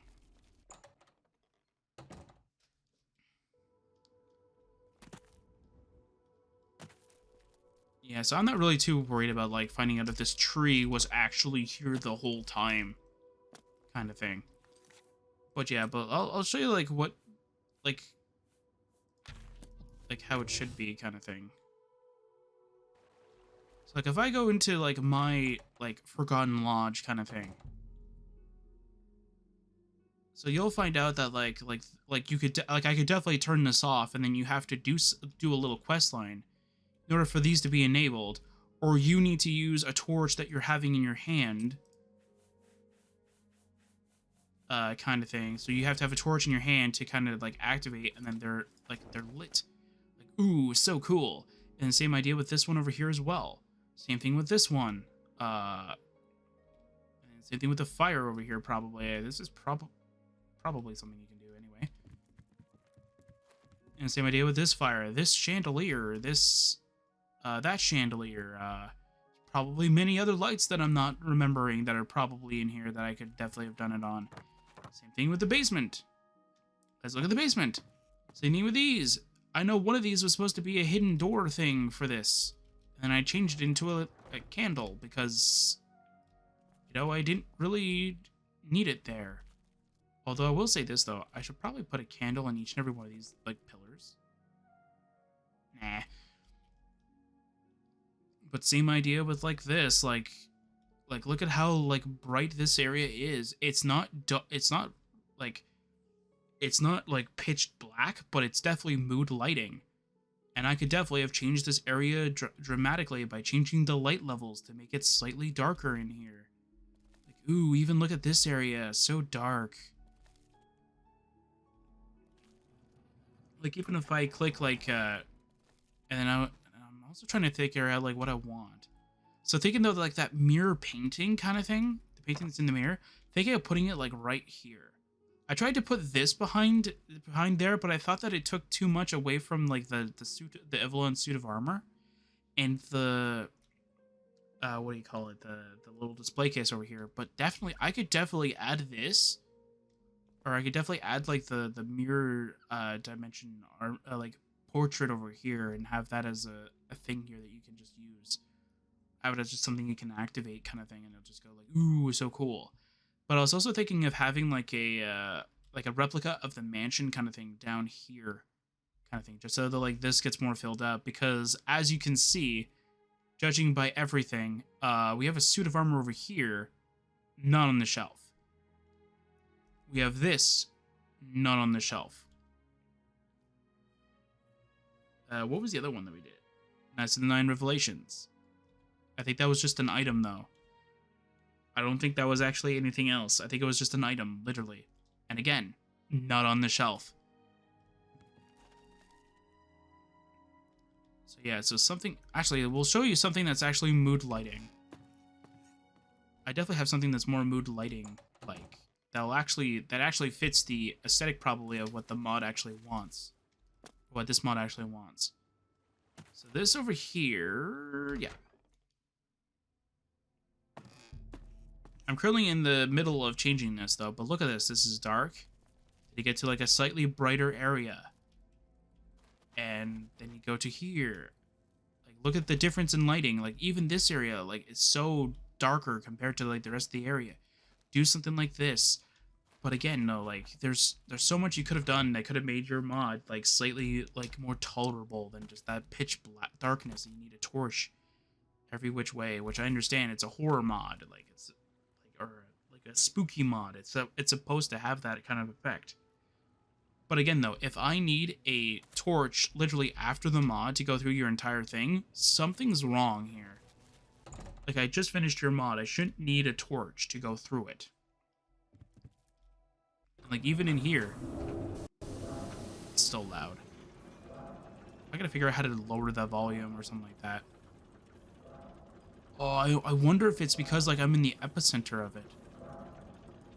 Ooh, that could be it, too. But I definitely do love it. I love this.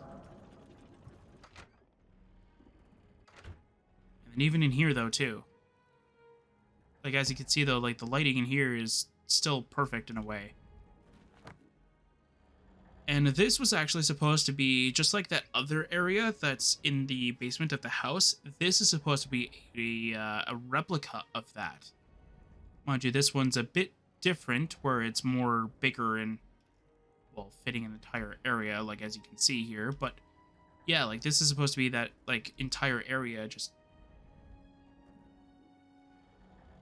like a replica. So, like, if you want to stay in the ship, let's say, instead, you could go into the ship, and then you can go, okay, like, I want to go and activate the Spellmaker. Go, oop, okay, I want to go activate it. Click. And same thing with the Enchanter. Go, click. And then you want to see the mansion. Ooh, look at that. That's the mansion kind of thing. But even down here, though, like, look at the, like, this is the lighting I was thinking of, too. For those, ones in the mill. Like, even these ones, like, but these ones are called ship lights, though. So, like, even down here, though, like, look at the lighting. Like, it's very scenic. It's not too much. Mind you, the lighting of the area is a bit off. Like, even look at different cell lightings, too. Like, I know this top one is not exactly ideal, but that's because it is what this one's supposed to be. Like, this one is a part of the same cell as the top and the lower bunk that's, like, down here. Down here. Like, these are all not supposed to be on the same, like, light length kind of thing, or the lighting. Like, the bottom and the top one are supposed to be slightly darker than this. But I chose the brighter one because it made more sense to me. And because I wanted it all under one cell instead of 3 separate ones. Anyway.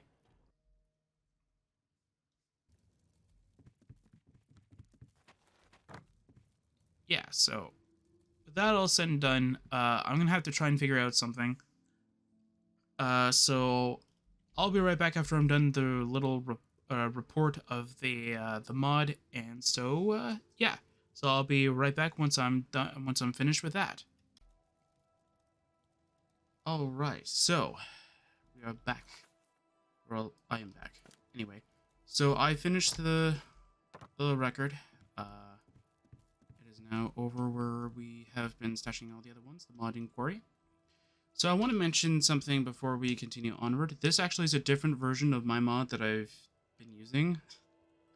So this is actually a master file of mine, though I can actually do this and it doesn't actually break anything. But the last master file I had was way outdated, so I had to literally take my ESP and change it to an ESM. But now it's doing fine. So now we have Shroud over Stalrous Manor. I hope that's actually what the mod is called. I mean, if I improve it after, it's fine. But here we go. So here's everything that I could find, or that I found very interesting about it. If there's anything that I missed, let me know in the comments, and I'll definitely be able to either add it in there or like after the fact or something else after the fact. But I definitely know that I hope this is the updated copy because I changed something about it. Yes, it is. Okay. So let me just adjust this a little bit so I can actually read it. Okay. So level requirement, level 15 to 20, of course, is what they recommend. But of course, 20 can also be higher. Like, you don't have to be exactly that level. And then that it's just recommended to be starting at around that level range. Take your pick. The initial gold requirement is 25. I wasn't able to sort of show it off because for some reason this save, for whatever reason, has that bed permanently, I guess. I don't know how that happened. But for some reason it does. So maybe while I was testing out a mod, maybe, and I had to buy the bed, and then I removed the mod, and then it glitched it or something. I'm not quite sure what happened. But yeah, so according to the wiki, and I believe I ended up doing this beforehand, the gold requirement for that is 25, so not very like high cost, I guess. Modifiable gold requirement. If you need to buy something from a store where your persuasion / mercantile skill requires you to haggle or adjust the price, is there anything like that? No, there wasn't anything like that, so this is not applicable. Gold reward. I originally was going to put not applicable here because there is technically no gold reward, but there technically is. So this part of the gold reward is only applicable if the right clues have been found. Remember, there's 20 clues, but there's 5 different reports. If you find the right clues to get a full report and you turn in that report, you get 1,000 gold. So, and only I think one of the set of clues gives you 2 reports, so you get 2,000 gold for the price of 1, but technically you get 1,000 to 5,000 gold entirely. Reward. This part is the part where I ended up saying before I had to write this is that I am confused of what to put here. I would definitely not put a question mark here of the manor, because the manor doesn't feel like a reward. It feels like it's still a work in progress because, again, the lighting is not perfect for it. So I don't know. It depends on how you kind of want to kind of word it as, right? And in selling item total gold accumulated, this mod is meant to be more of a horror mod, so it's not really meant for you to go and sell a whole bunch of enchanted gold equipment, enchanted ebony equipment, and daedric and all that stuff. Nope, this is only meant for you to have the adventure, pretty much. So there's no really gold rewards kind of thing. So yeah, and that's pretty much that. And so our reward for this, I'm glad I actually closed it, is this. Hey, come on. Come on, man. Probably to see the small mansion, but you'll also notice the painting. So there's 5 different paintings. I did take a look at all 5 of them. This one looks like it would fit this room a lot better than the other 4. I don't know. It just looks really good. I will mention though that I can't move this any further back, otherwise the painting will be disappeared. So that's as far out as it's gonna get. The manor over here. It's not a perfect replica of the one that you'll actually see, kind of thing. I'll definitely move it more this way at some point, but yeah, it's not a perfect replica. The only thing is that this manor is so big, and trying to make it smaller, and also trying to make this weird extension. Yeah, this isn't even a part of the texture, like the mesh here. This is a separate thing. Trying to get this as perfect to here as much as possible is a challenge. But I feel like I've done a pretty decent job at it. I think that this just needs to be moved in closer, but that's pretty much the only change that needs to be done there. But yeah, I'll definitely try and do my best to try and make it as close to it as much as possible, so that you can go side by side with it smaller and then the bigger one and go, wow, that looks really good. Yeah, I'll try my best to try and get it like that. Anyway, let us quickly leave. We'll go to Benner's Manor. Definitely not the spot where we were, but hey, it's fine. So we'll go see all of the random items that are actually in the mod. Now, a lot of these you can't collect, which I thought was very weird. So when I looked at the CS, I found a bunch of items that were there. I did take away all of the ones that are unplayable. But here's all the items. And we are allowed to take them, so that's good. Now, at some point, we're going to see a bunch of crashes. Especially with the one sword. What's it called? Soul Quencher, I think, or something like that. What was it called? Yeah, Soul Quench. Yeah, that one kept breaking for me. Every time I tried to equip it, the game would crash. So we'll see if we can get a hold of some kind of stable ground here. Alright. Oh, that one actually works. Okay, so let's see this one.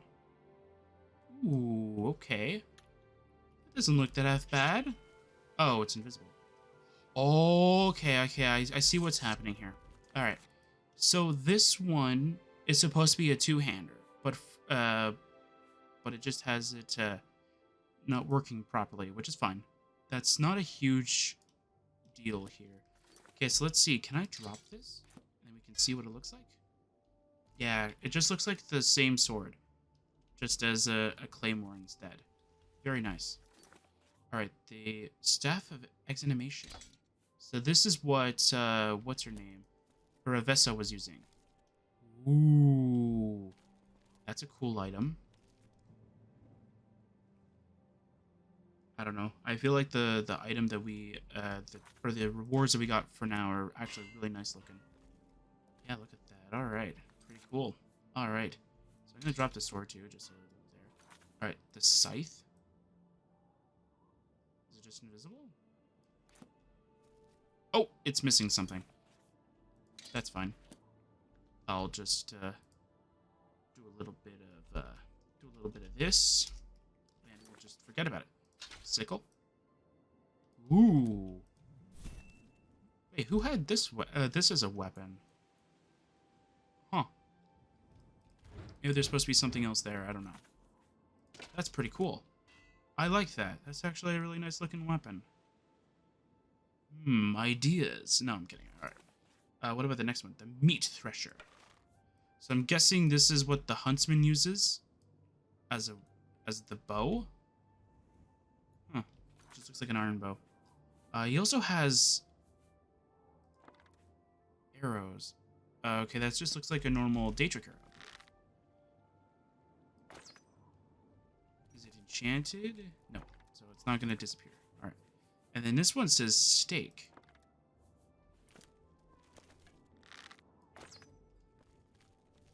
No. Okay, I thought it would be like a custom texture, but no, it's just another Daedric arrow. Very sad. Very sad. Me sad. Alright, Death Wish, Valentine. Ooh, no crash. This is the sword that I was seeing then. Okay, because this has that pink red hilt or whatever. Yeah, this looks really good. Yeah.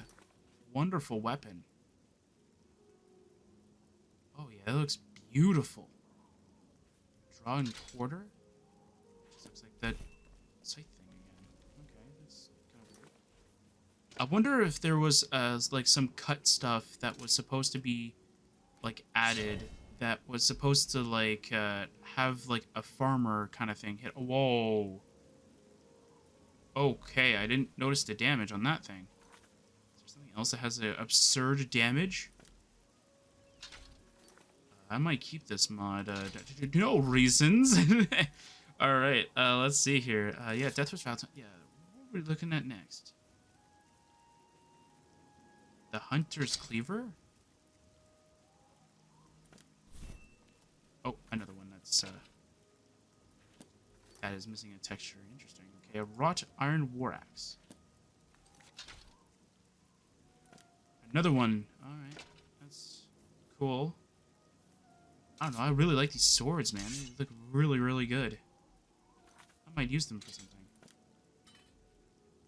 I want to attach it to like to the mod editions. I might use them for something else, but this one definitely looks like I can definitely use it for something else. I just have to see if it'll actually look really nice. Anyway, enough of me rambling. There's some armors as well that we can take a look at. Let me just go revert thy form real quick. Yeah, wonderful. Now ready to see what the stuff is. Bloody skin boots. So this... Okay, so this is what the huntsman is wearing. Yeah, this would definitely have been a really interesting reward to be given. But I could definitely see why it wasn't. The cursed fur helm? That is definitely very cursed. That one is also very cursed. Ah, these are definitely very cursed. Okay, so we weren't supposed to get those. Is pretty much what I'm seeing right now. You weren't supposed to get those. How do you get them? A kind of situation. Goblin skull? Ah, okay, that's just a normal vanilla thing, okay. And there's the signet ring. Vanity's form? Vanity's image.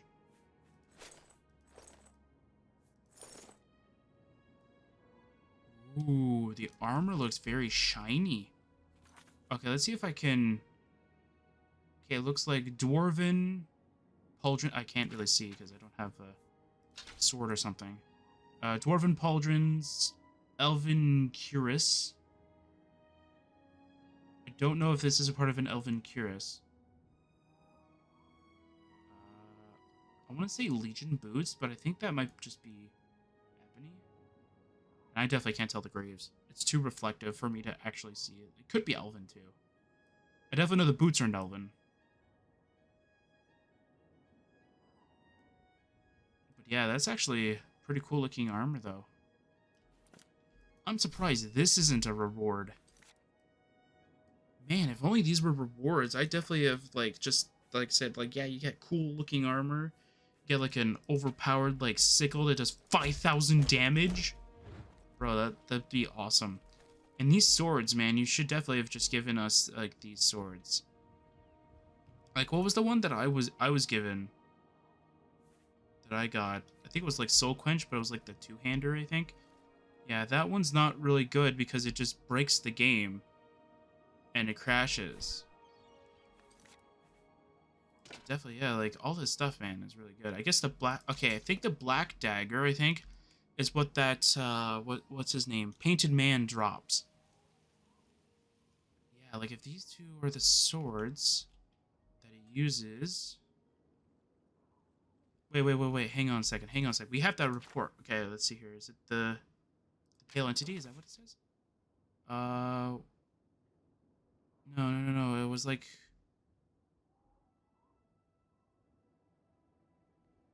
Oh. One with a blue hilt. I don't know which one's which. Okay, that's the one we're not supposed to get. Do you have a blue hilt? It looks like a...